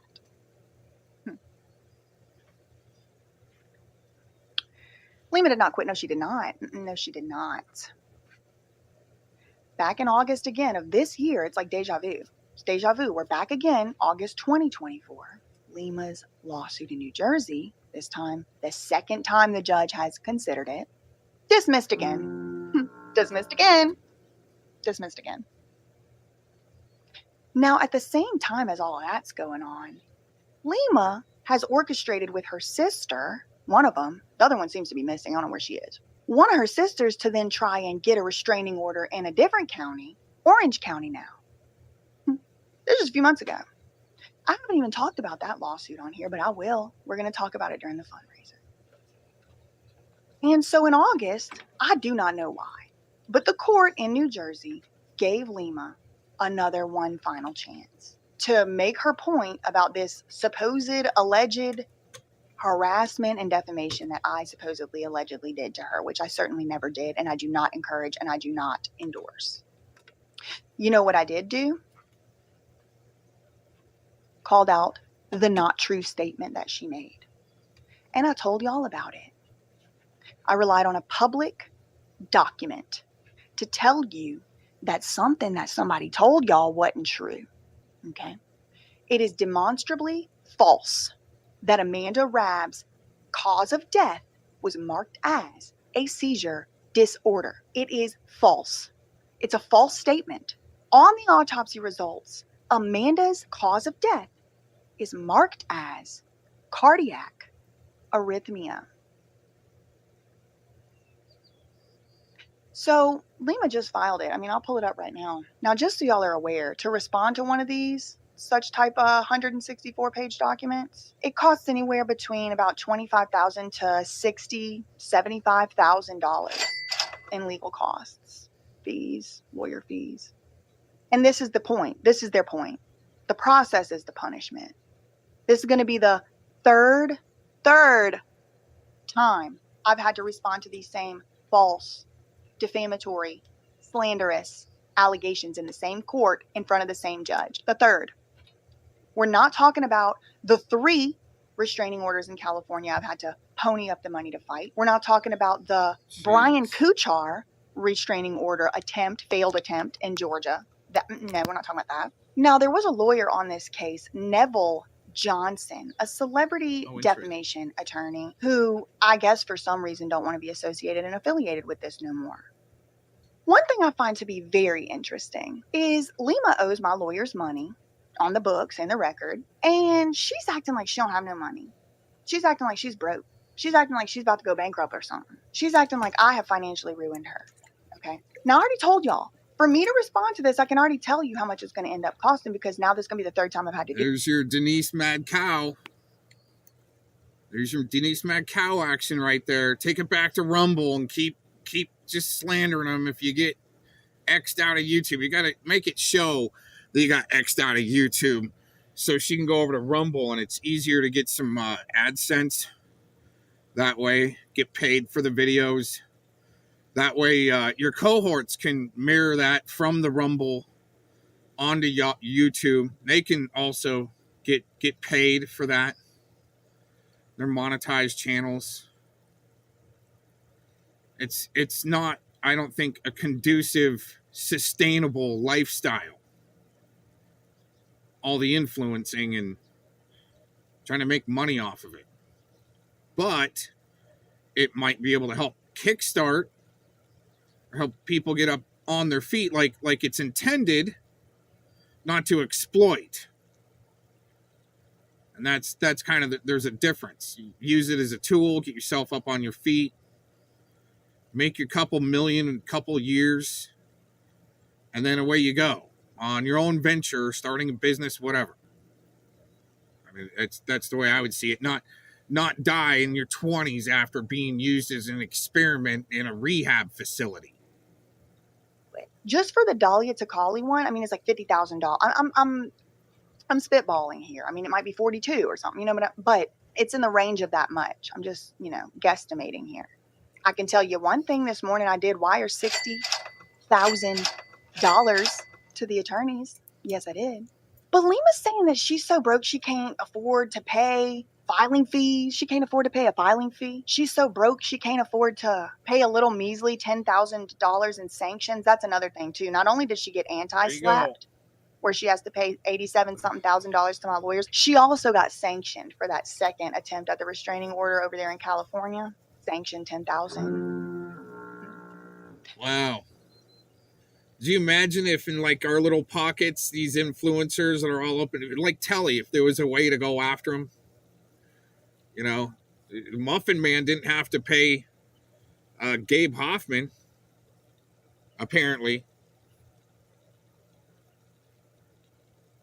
But that's who they use, is people to come at you that don't have assets, and it doesn't matter. Their handlers are just dangling the carrot and says, well, you'll make your million soon on our crypto that you're subscribed to or working on it. It's only at it's only at 0.000001 cent right now, but it'll get there. It'll go up to that 2 cent, maybe a cent mark. It's not conducive, man. Especially on the side where they dangle the carrot through the crypto. Huh, Scotty Cuckarati?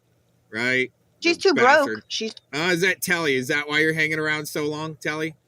Broke, apparently, according to her, to pay that, which she owes by court order. But she ain't too broke to file this 164-page amendment. Oh. How does that work? Somebody tell me. Into the federal Somebody courts. tell me. How is it she's too broke to pay? I wonder how much that does cost. Somebody tell me. And y'all know I got an English degree. I'm not a math whiz. How she's too broke to pay a measly little $10,000 sanction to my lawyer, but she ain't too broke for this filing. And look at this guy right here, this Rodney Smalla. That's like the president of a law school.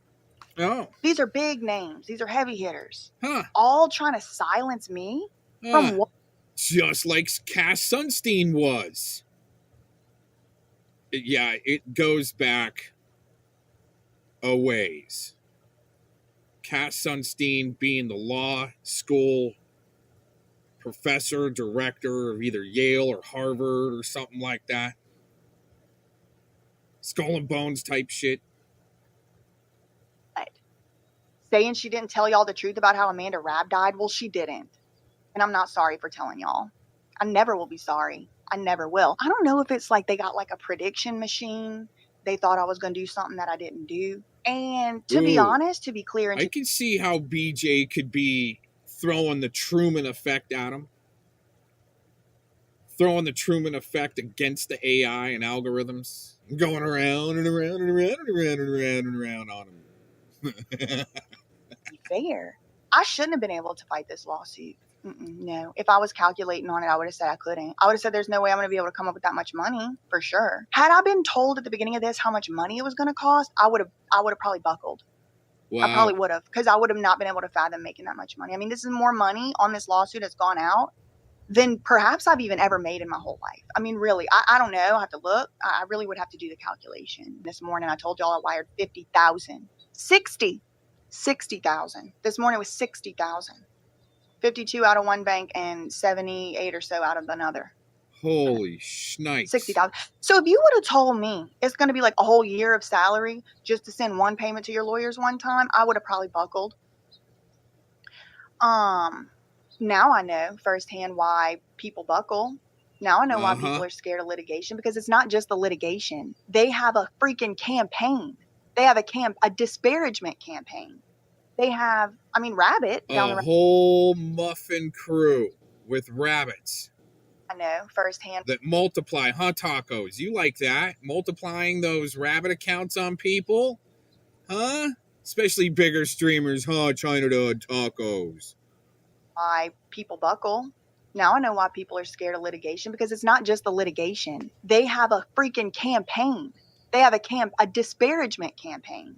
They have, Rabbit down the Rabbit Hole News, she'll tell you. She has been on YouTube a long time, and she has seen a lot of drama. She has seen a lot of creators get attacked. She has said many times she's never seen anything like what I'm having to go through. Like I told you, I've been physically followed. It's that cop watching with Long Island audits, Bam Margera. She looked into Bam Margera and then found this other girl that they picked up off the streets that was homeless. Holy shit. Found her through soft white underbelly. Wow. They show up on my doorstep at 7 o'clock banging on the door to drop off a 10 days late filing. Too broke for the $10,000 sanction, but not too broke for this 164-page filing that she already lost 3 times. The thing has been dismissed 2 times already. Dismissed twice. But then whenever I saw that she did file this, I was like, might as well, y'all. Because 1 time, who knows? Maybe the judge was having a weird day. 2 times, maybe accident. 3 times? 3 times the charm, baby. And I'm going to win again. So I'm not a New Jersey attorney, baby. I'm a New Jersey lawyer. So that's a false statement. I gave up my license because people like Lima try to use it as something that you should be scared to lose. No, I'm taking that lesson from Buddha. I don't want anything that I'm scared to lose. Nothing. Nope. Now, this type of allegation I find to be funny. It's actually comical. It should be in a comedy special, because I have disclaimed that surprise army so many times. I've never, ever, ever rallied these people as that surprise army, because I kind of knew it was a plant operation from the first moment I ever saw it. But she says these people in the That Surprise Army have targeted, harassed, doxed, and cyberstalked Lima. Okay, first of all, I don't condone that. I don't condone it. I don't approve of it. I certainly didn't tell somebody to do it. But she's saying that these people have done all this stuff. Let me ask you a question. Why she ain't suing them? Does it say Miss Corville targeted, harassed, doxed, cyberstalked? No, it does not. I also didn't do that. But she has people, Brennan Bell, Jamie Gilmore, for example, that literally have gone on record and filed declarations saying they are the ones who did that stuff. I didn't tell them to do it. Actually, I provided evidence in court that showed I told them not to do it. And then they still did it. Okay. Specifically, Brennan Bell went to tour an apartment that Dahlia didn't even live at anymore. So really, perfectly legal. But I didn't tell her to do that. And in fact, when she posted online that she was going to go do that, I DM'd her and said, don't do that. I also put it publicly, don't do that. I told her in 2 different ways, don't do that. And she's like, oh, haha, I already did it. Okay. So if you have that person giving you a declaration in court that saying, oh, I stalked my name is Brennan Bell. I stalked Lima. Oh, there it is, to help set precedent. Wow. Cannon fodder, be it below squid. Interesting, huh? Lima ain't suing her.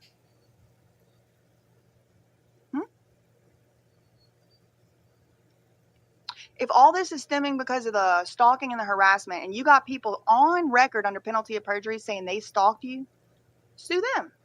Yeah. I didn't stalk her. I never would. Never even thought about it. Never even considered it. Actually, BJ. I don't want to be anywhere near her if I can help it.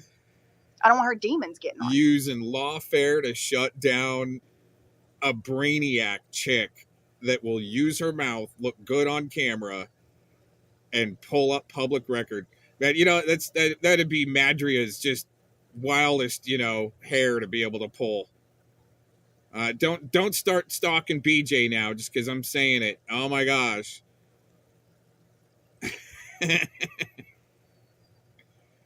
Seriously.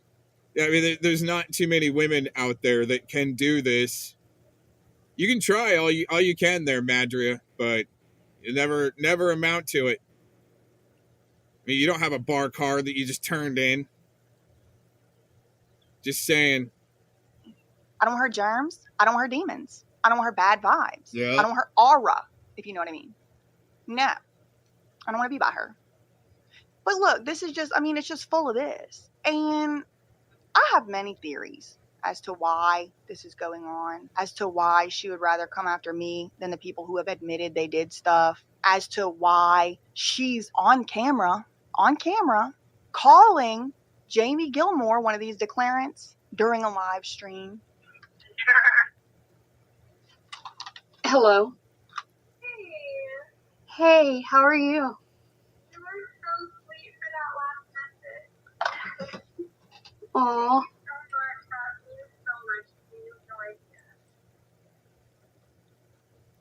Yeah, that video has been deleted, but I have it, and it's up on my channel. I have theories. But I told y'all this wasn't supposed to be a long video, okay? The whole point of this is to just prime you, get you ready. Next week, we're having a fundraiser. It's going to be at least one full-day event. Who knows, girl? We might have so much fun, it might be all week. But my goal, and I'm putting it out there into the universe, is to at least raise $50,000 on the fundraising campaign next week. We can get a head start if you donate to... No. Here's the thing. That's like quadrupling down. Because that's what also the system of control does not want people to be able to do, is pull together to be able to beat these assholes in court. Huh. Right? Oh yeah, tune out. They don't like that shit. And when I try to suggest it to try to beat these assholes in court through Mr. Vicki trying to appeal the restraining order that Scumron put on him, there was a lot of buck on that. And they even had a backer, Jen A. She would back Vic through anything, and I go, well, you got to put it to the test now. If you'll back Vic through anything, he needs to appeal that case. He needs to appeal it and win, and he needs a lawyer on Scumron. That's it. And all of a sudden, they're making up for some reason. Like it was just one big lark to infiltrate to begin with. But I'll put that type of stuff to the test. GoFundMe in the description box down below. Yep, this morning I sure did send out $60,000 to my attorneys. And this is like the 4th or 5th time I've had to make a payment to. I think this is the 4th time I've made payment to them. Oh my gosh. And I keep winning and they keep losing. So the question becomes, why do they keep suing me? It's to torture me. It's to make me pay. It's to get their pound of flesh. But why? She's too broke. The company closed down. Investors don't want to invest. But yet she got money to file a 164-page lawsuit, and she got these entanglements with Brian Kuchar, and that leads me to the final point of order that I wanted to bring up today. You know, the web does just keep webbing. I mean, everything over there in Hollywood is about 1 degree of separation from everything else. So yesterday, it started coming out that Justin Bieber might sue or is considering suing his business manager / business managers because they allegedly squandered his fortune. And I do know that for several years, Lou Taylor was his business manager. And I do know that while Lou Taylor was his business manager, he made this documentary called Seasons. And they were filming for things in that documentary, including the Yummy music video. Remember, he was freaking out and then he had to do his havening. Remember the guy that was doing havening with Justin Bieber and Haley, and it's like doing all this stuff and all that? His name is Dr. Buzz Mingen. And Dr. Buzz Mingen is a celebrity, whatever, wellness guru or whatever of sorts, which, hey, look, listen, if stuff helps you, it helps you. I don't care. It don't bother me, you know, whatever. But that Buzz Mingen, he's got ties to Aura as well. Not only does he have ties with Aura, he worked directly with Amanda Rabb in treatment before she tragically passed away. Here's Lima and Buzz eating with your make sure your friends are okay shirt on. Wow, being handled right in the inside. So, I mean, girl, look, listen, I don't know. All I know is with the Brian Kuchar and the Paramount connections and the timing, I won't be surprised. Look, listen, this is my psychic vision. This is the psychic segment. I'm just doing psychic vision, allegedly for entertainment purposes. But when I find out Lou Taylor and Lima have any connection to one another, the FBI is going to find out that same moment. I'll say that. Again, that's a psychic vision. I don't know, girl. I mean, who knows? Maybe I'm schizophrenic. Maybe I need aura. No. Am I deterred? No. Pressed but not crushed, persecuted not abandoned, struck down but not destroyed. I am blessed beyond the curse, for his promise will endure, and joy is going to be my strength. Though sorrow may last for the night, joy comes in the morning. 1,000 may fall at my side, 10,000 at my right hand, but it will not come near me. I will only observe with my eyes and see the punishment of the wicked. He will command his angels concerning me to guard me in all my ways. They will pick me up so that I do not strike my foot against the stone. Ting. And so, yeah, if you want to wait till next week, if you want to do it now just to get the head start, I'm coming to you once again asking for your assistance. And a lot of the reason I've been working so hard, a lot of the reason y'all been seeing 2 videos come up, I'll be going live at all hours of the day and night. It's because I am committed to defending myself in this fight. I consider myself to be participating in modern day warfare. And so if it's on your heart, it's on your mind, you can donate to the legal fund in the description box down below. As far as the judgment money from Lima, I haven't seen a penny of it. And from the way she's acting like she's so broke, I don't know if I ever will see a penny of it. I mean, there is a misinformation bot campaign online saying, why do I need legal fund donations? Because I already got judgment from Lima and I already got donations to the GoFundMe. Yeah, sure I did. But that's leaving out Brian Kuchar. That was like 40, 50, I don't know how many, maybe $25,000, $30,000 I had to spend on that. The Dahlia one, which was like, I don't know, $40,000, $50,000. There's no judgment for that, although I should be seeking one. She should get a judgment. Y'all know whenever, I'm going to tell y'all next week, but I'll put it to you this way. Lima showed up with Dahlia, with her in court. Not just in the gallery, girl, no. Standing up like she was pretending like she was a lawyer or something right next to her sister. We'll get into the details. That's all my opinion. We'll get into the details next week in the fundraiser. Will I stop? No. No, I will not. Will I settle? Nope. No, I won't. So, yeah, if you've been moved by this story, if you find it in your heart. Sounds like she charges $1,000 an hour on the counterclaim. To donate, please do. Either way, I'm still going to be fine. Please don't give if you don't have it to give. Please don't give if you don't have it to give. I do not want anybody's last $5, please. Okay? If you don't have it, please don't give it. I would feel bad. You know what I mean? Oh, no matter what, I'll be victorious. No matter what, the truth will always prevail. No matter what. If you can help me, that would be appreciated. If you cannot financially help, share the videos, share, stuff like that. Everything does help. Send a prayer. Girl, send a prayer. Amen. That's all I really had for today. In the meantime, reading a document is not defamation. Love you, Minnie. Bye. Welcome into my world.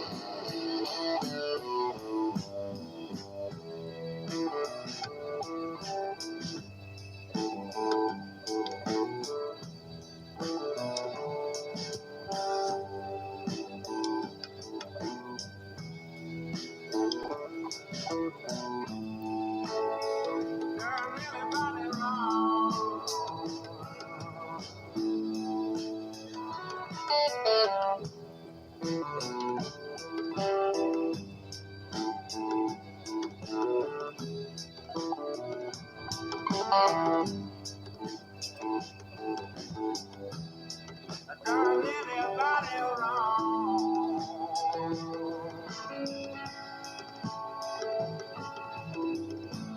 Have mercy on me.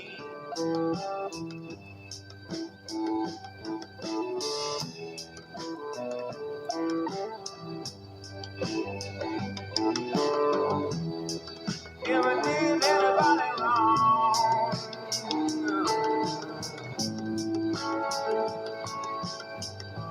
have mercy on me.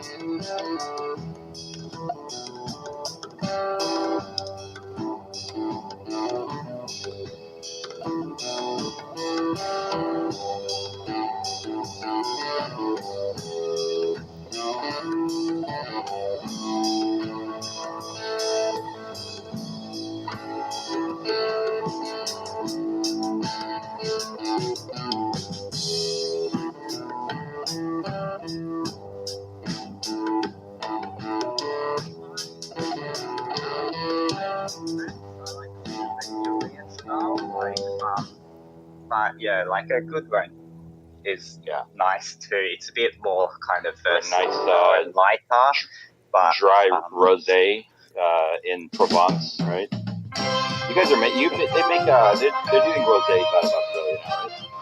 Yeah, so rosés is a hard one because you've either got like a really like a massive punch in a velvet glove, or like a really subtle, soft drink. Like that's what I like the latter. Telly, are you having a gay parade on your stream there? You two redcoats. You might not have been from Redcoat area, but you sound like a redcoat, Telly. The way he book burns too, Telly. Even he leaves me. I do a timestamp 4 hours ago, and 2 hours ago he leaves me a comment back. Okay, and I do a timestamp. He's talking shit about me on a stream, and I put the timestamp. We'll go there.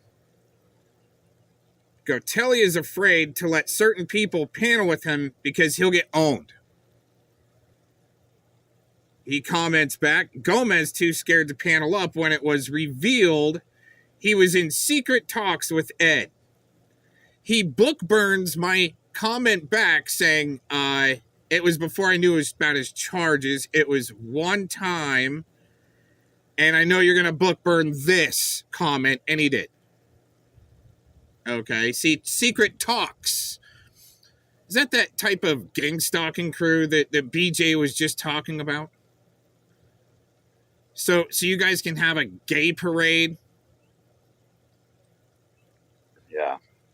Yeah, like, you sometimes buy a rosé expecting one or the other and you get the complete opposite. Like, I find rosé is a hard one to pick if you don't. It's what you get on Telestream. They're talking about rosé and the gay parade. Maybe I'll do a pie chart. The label sometimes. Well, if it's not apparent to you all, I love wine. You know, guys like FCC, all right? I'll just tell you this, okay? In the LDS religion in Utah, there were guys just like FCC, spit out a whole, colony of kids, and then all of a sudden decide they want to turn gay and live in the lofts in Salt Lake City with their boyfriend in downtown, okay? That's no shit. That's true, okay? I know about a family that it happened to. Could you imagine being a grown man and all of a sudden your dad come out of the closet and living with his boyfriend in the high rises in downtown Salt Lake City after he's had some kids? I wonder if that's that transhumanism experiment that the Mormon Church is all up into. Wine drinker. You, Vic, yeah. And you've done a good commercial for Australia, so. Still a red coat, my opinion. Australian wines are very, very good. It's worth them. If you're into that, go for a wine trip.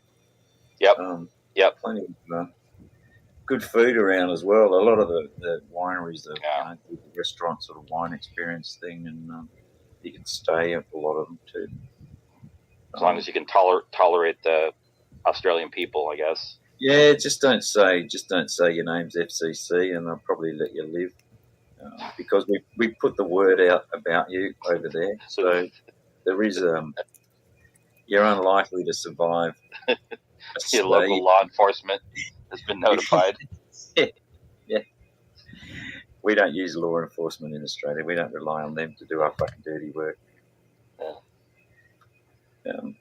So, Vic, you work in the wine industry, or you just appreciate it? Nah. I used to work in restaurants straight out of school, and the sommelier took me under his wing and kind of trained me to be his assistant sommelier when I was like 20 years old. But you have to explain to people what that word means. Sorry. No, let's not. Oh, like let's go here. Wine things, but not on your. Straight. Wow. So walking into a fucking racist stream. This is crazy. Here we go.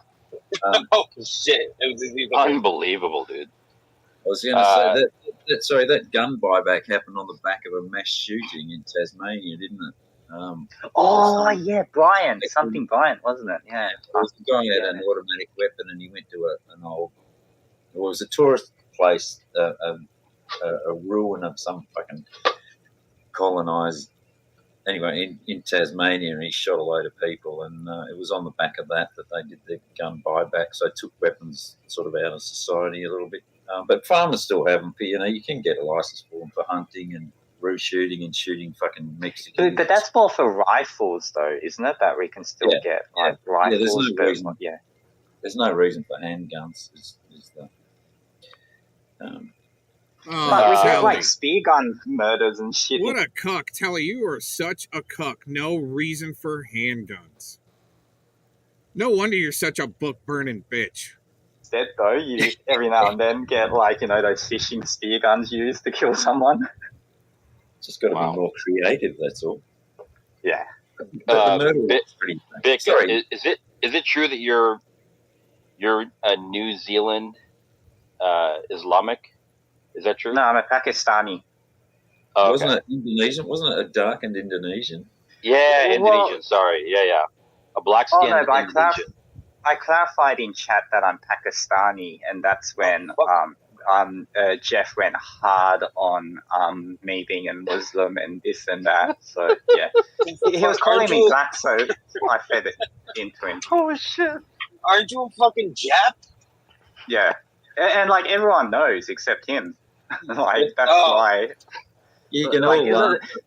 So how it happened was like I was on his panel last week, and he was like, "I've got your face slip," and Mitch was like, well, what nationality or what does he look like? And he was like saying, oh, he looks like Indonesian, Filipino, or something like a dark skin Asian thing. And he brought it up again today. And so when he said dark skin straight up in chat, I said, no, I'm Pakistani. And he just ate it straight up. You're laughing now, but when he gets his 200 virgins, then you're going to be all fucking standing there shaking your heads, eh? Mm-hmm. Yes. Jeff knows it's happening. So did he really fucking lose his shit tonight? Like worse than before, or was it just kind of a continuation of what he's been doing? It wasn't bad. I don't think. It wasn't bad. Yeah, he was just emotional. I think he was just very rocky. Like little too high pitched there, ladies. I didn't catch a lot. I only caught where Cat Eyes went off, so I missed the whole thing. But what I engaged with him, he was just very emotional and sensitive. But he wasn't as malicious as usual, where he, straight up puts this out. But he accused you of dropping information about his family and kids, though, and putting them in danger. Oh, yeah, but that I just take that as a grain of salt. That's Jeff, though. It's not a Jeff live without him accusing someone of putting his family in danger. He said it about you? Oh, my God. Also threatening to show your face slip, and he would have fucking doxed you if he knew your name. I've got no doubt about that. Oh, fucking no. That's why I said, do it, bitch. And then he kicked me. It's what like, I if you're going to heard, threaten me, do it. What I heard is he actually fucking wrecked all of you, dude. Yeah, he did. All of you sound pretty fucking, pretty butthurt right now, dude. This is our kind of cope session, because we're all just so. By calling the cops, the voice server wasn't available, so we sort of went live to try and console each other. And JD wasn't around for his butthurt cream either, so. Indeed. So FCC, why have you got me fucking banned everywhere in your channel and from you're not banned in your stream, the banner? You're not banned. Crying about being banned. Today. Yes, you're lying. No, you can try chatting. You're not banned. I went through and unbanned a bunch of people a couple weeks. I ban people all the time. They get on my fucking nerves, Oh, yeah, annoying. Nerve pain. You still have me blocked in. I tried to get in the stream. Well, someone sent me a link to your StreamYard because I couldn't see it because you commented and you got me blocked. No, I mean I don't know. I've never banned anybody on StreamYard. I don't even know how to do that. Yeah, you Fuck blocked on. me. I think they're LARPing. Banned. You had Savvy and TBS banned the other night. Control opposition on my YouTube channel, but not. I don't know how to ban from StreamYard. That's different, right? Yeah, no, that was on StreamYard that Savvy posted the video. No. It's just below the kick. He just lied right there. I've shown pictures. It's posted on the PI for Hire channel where he blocked me. It's a ban from that account. And he just said he doesn't know how to do that. Oh, that's stupid. On my YouTube channel. Wait a minute. Oh, I've never banned anybody on StreamYard. I don't even Bullshit. I just showed, I've got the screenshots on the PI for Hire channel where he blocked me from his, and even showed the URL. Blocked me from the studio on that account. What a little bitch. You have me blocked in. I tried to get in the stream. Well, someone sent me a link to your StreamYard because I couldn't see it because you commented and you got me blocked. No, I mean I don't know. I've never banned anybody on StreamYard. I don't even know how to do that. Yeah, you Fuck blocked on. me. You just press ban. You had Savvy and TBS banned the other night. No, on my YouTube channel, but not. I don't know how to ban from StreamYard. That's different, right? Yeah, no, that was on StreamYard that Savvy posted the video. It's just below the kick from studio. It says ban from studio. That's how you do it. Ah, okay. Maybe you accidentally pressed the wrong button. Yeah. 5 times for you. Yeah. Right there you go. You're right. You're not a fucking shrimp on the barbie, mate. Say that again. I'm going to have to kick you, FCC. Yeah. What is it? What is this thing with the shrimp on the barbie? What is that? Why does he keep saying that? I don't get it either. I'm so curious. Oh God, I've been wanting to ask this question, but I didn't want to sound like the only dumb. Very annoying, dude. It's incredibly annoying. It's a common saying, like, for us to put a shrimp on the Barbie, but to try and be condescending with it, I just don't get it. Yeah, it's not even. I mean, shrimp on the Barbie sounds actually pretty good right now. Jeff is just a blowhard like that, like Predward was. He'd try to come at you with anything stupid sideways. He thinks he can get a little edge on you. It's the same script that they learn. Probably through, the Clovis course is pretty good. The Mad Cow course is pretty good. There's another one in there that really hit home. Oh, yeah, the Malibu courses really help you hit home on this type of a LARP right here. Controlled opposition to play fighting, shit like that. Really annoying. It's a common saying, like, how to use commonalities to really try to trigger your opponent, no matter how lousy it is. Stupid. Put a shrimp on the Barbie, but to try and be condescending with it, I just don't get it. Yeah, it's not even. I mean, shrimp on the Barbie sounds actually pretty good right now. You know, it comes from an old Foster's advert, I think, that was in the US with Paul Hogan. The Crocodile Dundee saying, "Put another shrimp on the Barbie." I think that's where it comes from. Yeah, but it's not condescending though. It's just like, yeah. But he calls me mate and says fish and chip. It's like, it's just fucking soul destroying. It's okay for you, but it's just. I mean, this is why I don't understand someone like FCC laughing at it, because it's just fucking racism. Has he ever called you a drop bear? No, he's not. He said something about kangaroos. He's mentioned the word kangaroos though. Kelly had me looking at some fucking drop bear video one time. What is a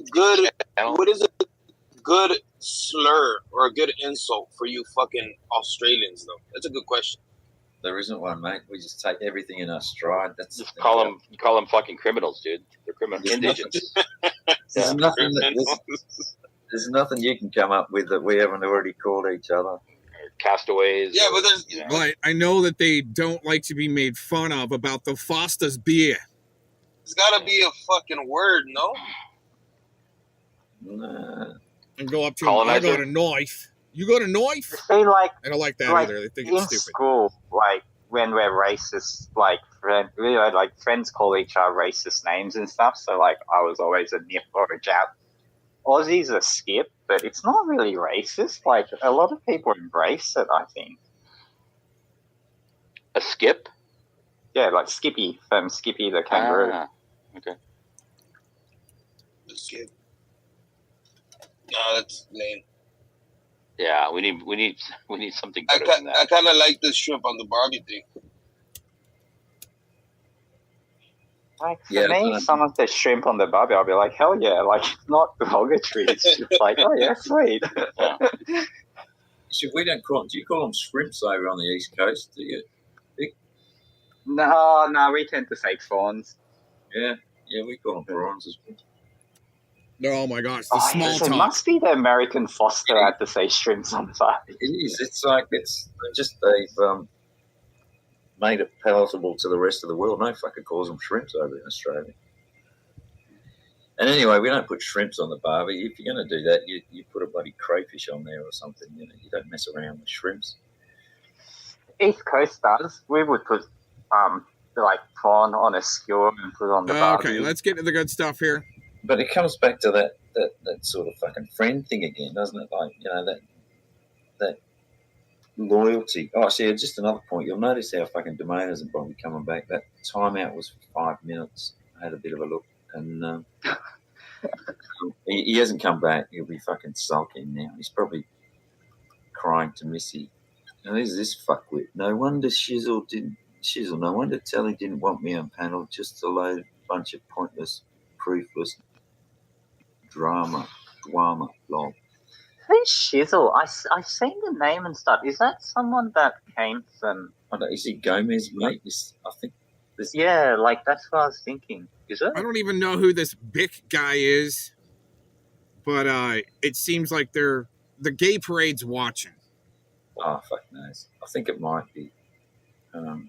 So it talks like drama, like him and... Speaking of Gomez, did Gomez say that Nonya's an RSO?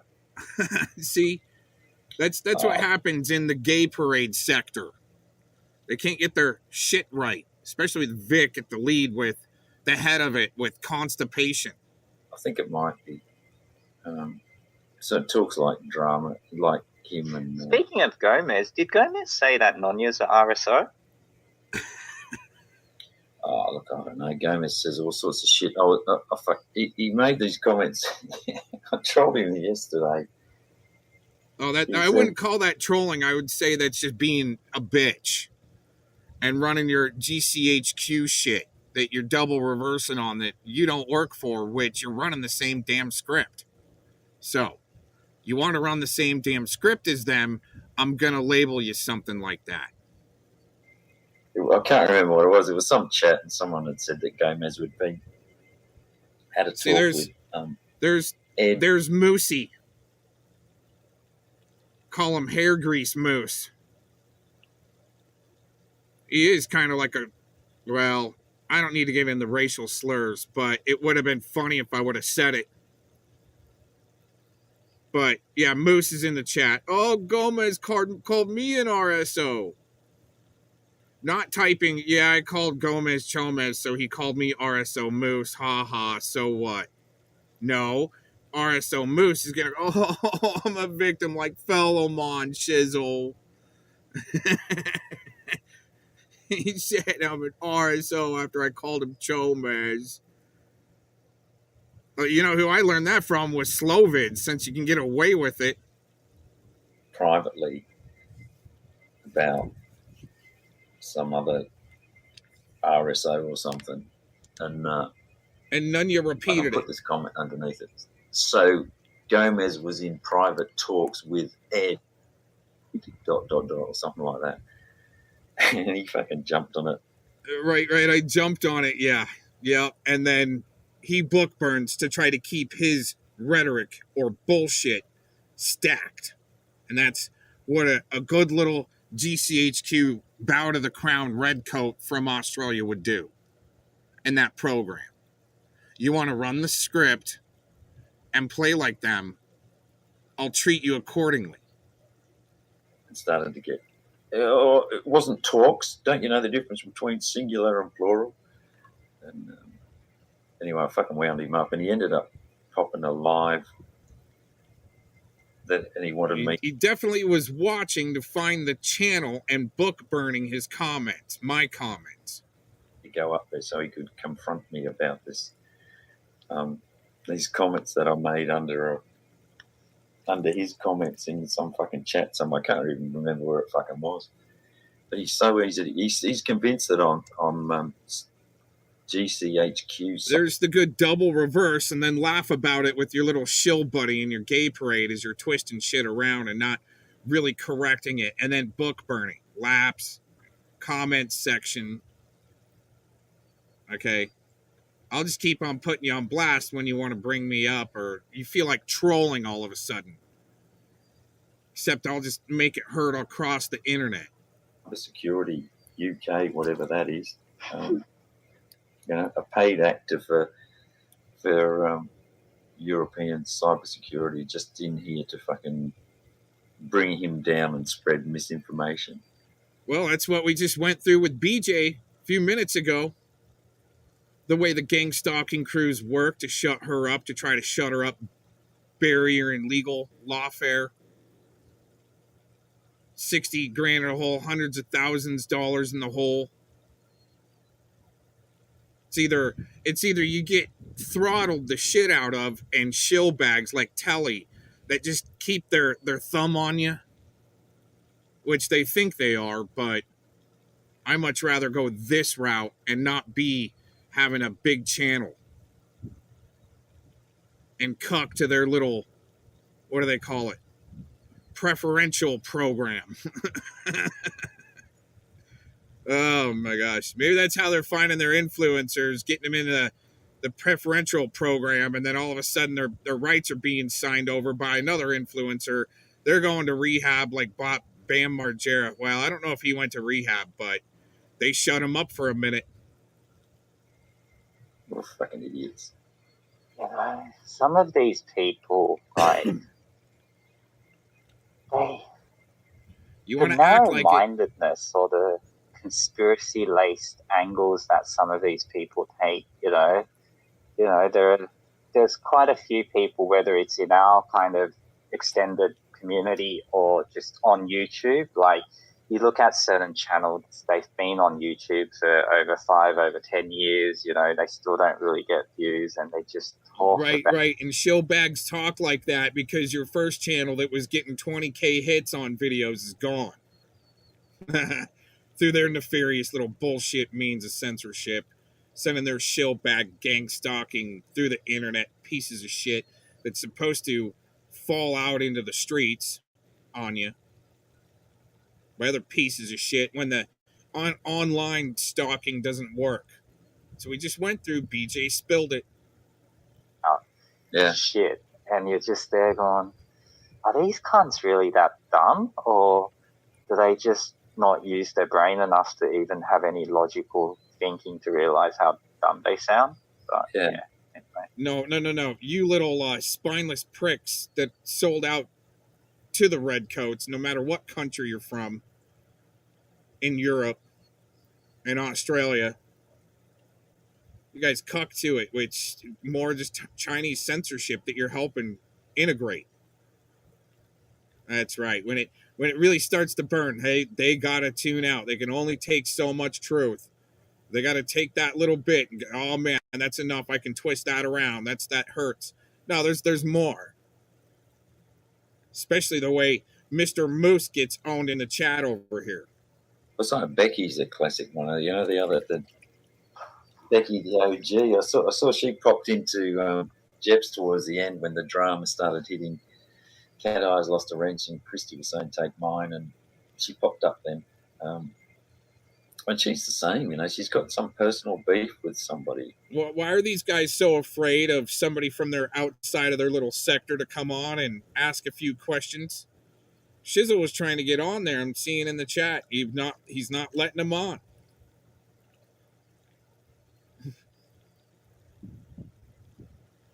Big Moose says, Gomez says, I'm an RSO, and none of you repeated it. Shizzle goes, I wonder, Moose, that was it. He goes, Shizzle, wonder what? You wonder what? Shizzle says, what people may have said about you is if it's correct. Tally's like, what were you going to add, Shizzle? Shizzle's like, I could have added a lot. You kind of booted him from the back. Didn't let him on or something. Made him sit in the back. Didn't say anything either. Like a puss bag. Redcoat would do. People don't... Moose says, people don't know me and they are making wild accusations to reach.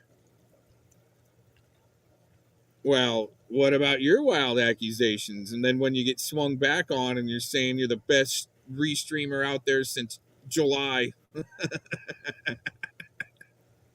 Oh, man. Who did it something keeps going. To her, and they sort of go around looking for a new audience, new people that they can tell their story to and try to drum up supporters. And I think you nailed it on Hoax, where I think she's just trying to relive it. Like, that's all she has, so she's finding new people to relive that same journey, because that's her main purpose in life now. These ladies really need to lower their voice an octave, please. You pretty much nailed it when you kind of were saying that. Without the battle, they just have nothing else. Like, they're just so used to it. It's just like some relationships where couples just fight and they've been together fighting for over 10 years. That's all they know. They just don't know how to complement one another anymore, and just fighting is all about, their life. And I think that's what she is. I have an interesting question though.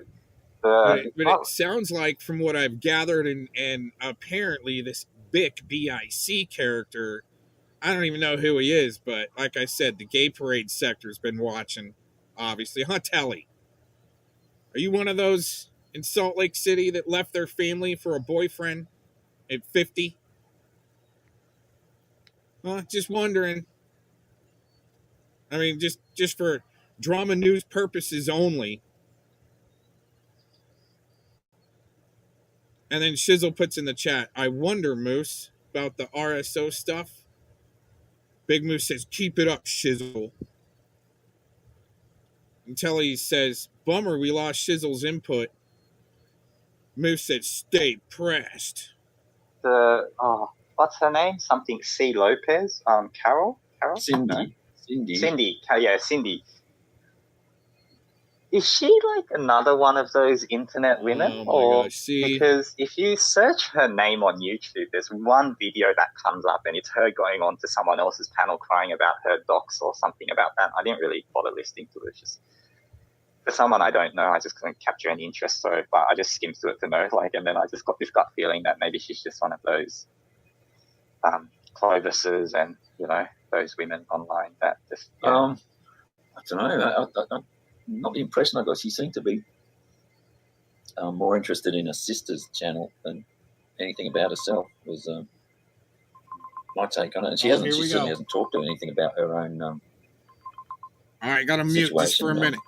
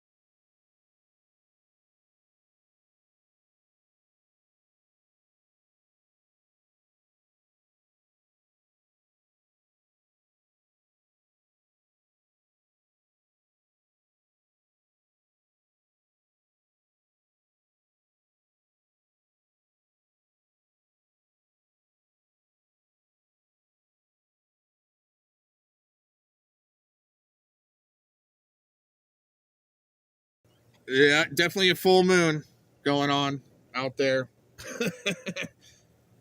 Her and her family's docs or something crap like that. Okay. Yeah, I don't know. Well, if so, she hasn't sort of tried to leverage anyone's channel for that I've seen. Don't know. Time will tell. Not my impression at the moment, but we will see. Because, like you say, I mean, these people, they can't hold it in for long.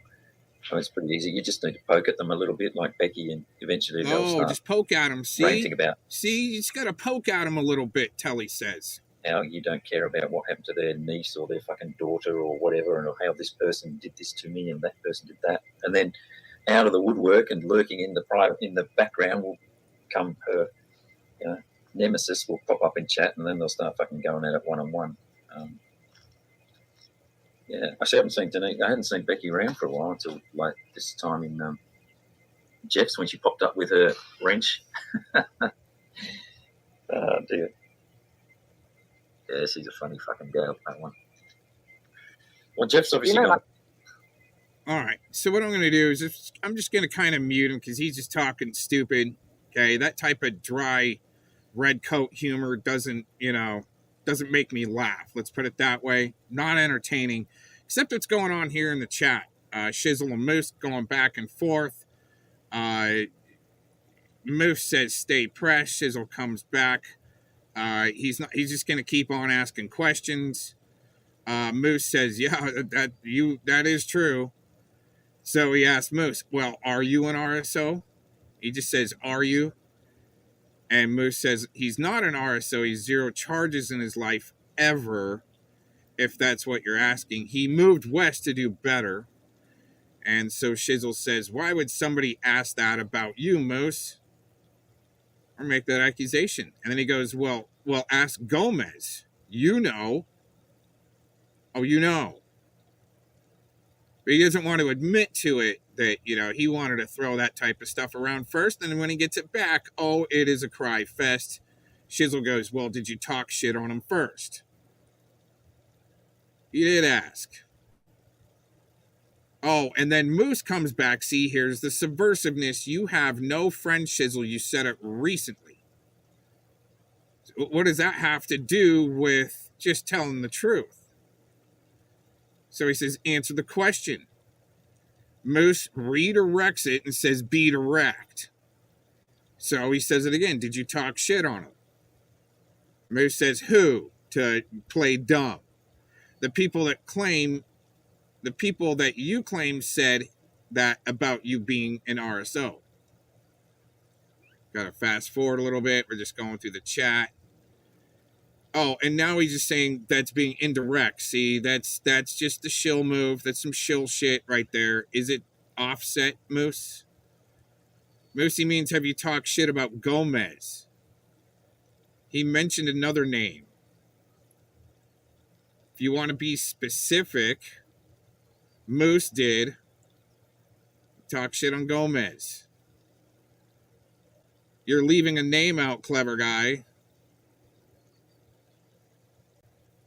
Whoa, what happened? Oh, might have some book burning there. So I was referencing them. Did Moose talk shit on him first? That's what Shizzle's asking. He's asking him. See, he's just playing. Moose is either too dumb. I mean, come on. Thinking he's this great restreamer, you know, winning awards restreaming. It's some stupid shit. Since July. Moose won't answer the question. Moose saying be direct. It was direct. See, he's playing stupid games to get out of it. Shizzle saying it's an easy yes or no. Before the Moose, okay, so before the Moose is an RSO claim was ever mentioned besides Gomez, who else have you talked shit about that would also claim that? Nobody, says Moose. Calling the Thunder account, someone calling someone an RSO very serious. Yeah, like Slovids wanted to do. And you know, I mean, I don't think anybody really reported him or blinked an eye on that. That's okay. So obviously it's okay, right? Especially through the algorithm, stuff like that. You know, you want to call somebody like me, you know, use my stage name and twist it into something seriously gross, right? I might do the same thing. Oh, it's like, Nunya, oh, don't talk shit on my name, right? It's just your stage name. Well, somebody was doing it. Nunya was doing it to somebody else. She said that too. You want to talk shit on my name? It's a stage name. Shut up. Okay, I haven't heard that claim. See, and then support. Twist it around, support. Moose says, went through this 2 days ago. Moose claimed Gomez and Nunya called him an RSO. Oh, Thunder account's going, dude, you better walk away from this one. They got you pinned, dude. Oh, and that's a redirector, the Thunder account. Maybe that's Thunder Thighs, Miss, that's Thunderstorm Fries. Tacos. Maybe that's her sock account. Thunder, to help it get in there for damage control. Get out of there, Moose. You're getting annihilated. We know you started calling him Chomez first. Don't cry and play victim like Fellowmon. He's toast. He had to cry on stream and to get freaking first responders on his stream like freaking K-Rams to cry on their shoulder. There it is. Called Nunya. She called me. And again, Shizzle, did you talk shit on him first? Let's see what the hens are doing here. You know, like a TV show. You know, it's like it becomes tired after a while. See, it was sort of fun and interesting. Dry red coat humor, like you'd see at a freaking Saturday night movie at the barracks.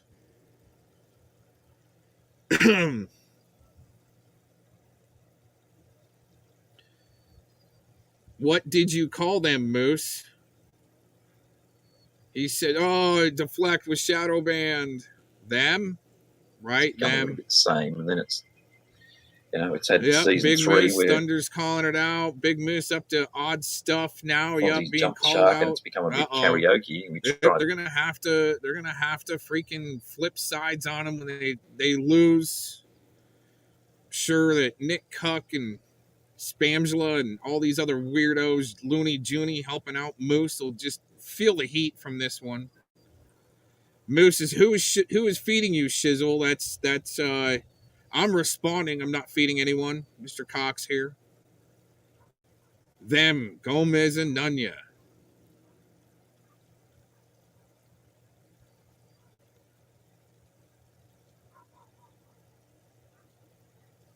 Johnny Cash vibes.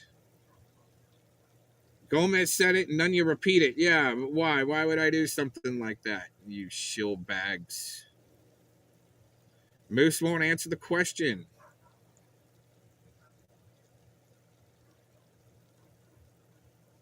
Big Moose, look at the stuff done to me. Just let it go and consider the source. Oh, that might be tacos in a Thunder Fries account. Thunder Thigh Fries. Shizzle does a mic drop. Moose gets wrenched right there.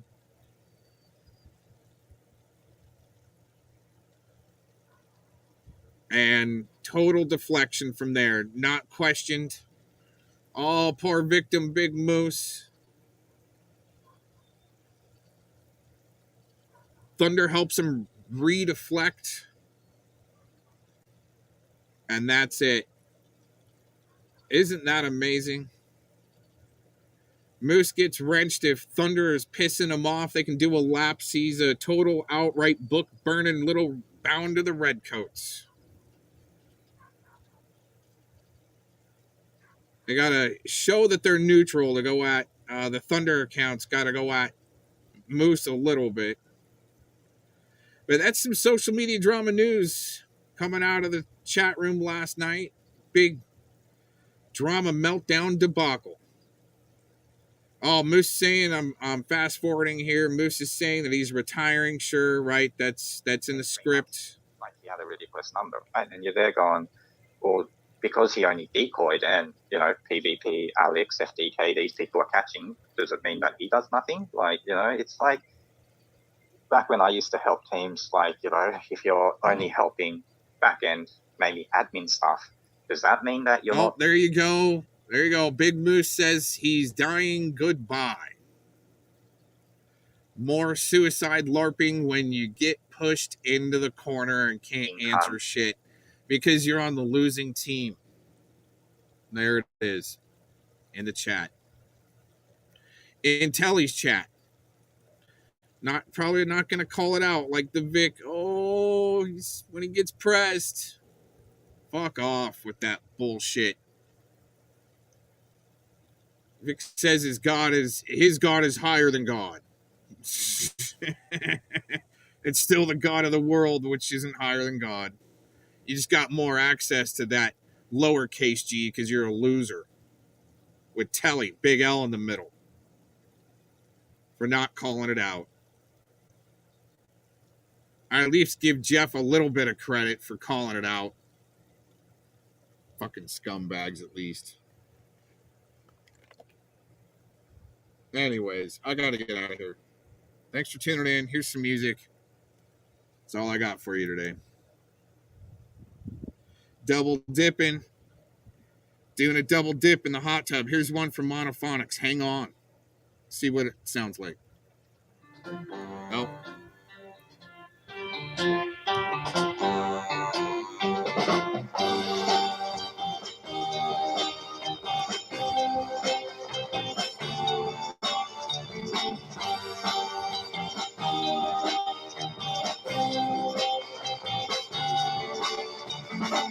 Don't keep on saying it's too late. Let you know right from wrong. to what you gave me. Why you pushing me to move on? We know we're fooling ourselves, so you put your mind at ease, knowing that we can't do it again. While I keep on begging you, please,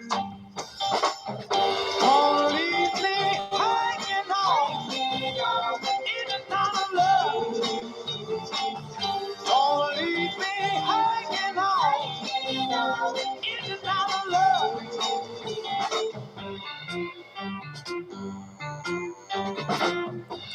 Got me pacing the floor at night, about to walk an extra mile, keeping me here for all your wrong reasons. I can see it in your smile. Emotions taking over now, asking you to come home, remind you of our happiness. Baby, no one wants to be alone. No, no, don't leave me hanging on in and out of love. Don't leave me hanging on in and out of love. Don't leave me hanging on in and out of love, in and out of love. And don't leave me, baby, I say, in and out of love.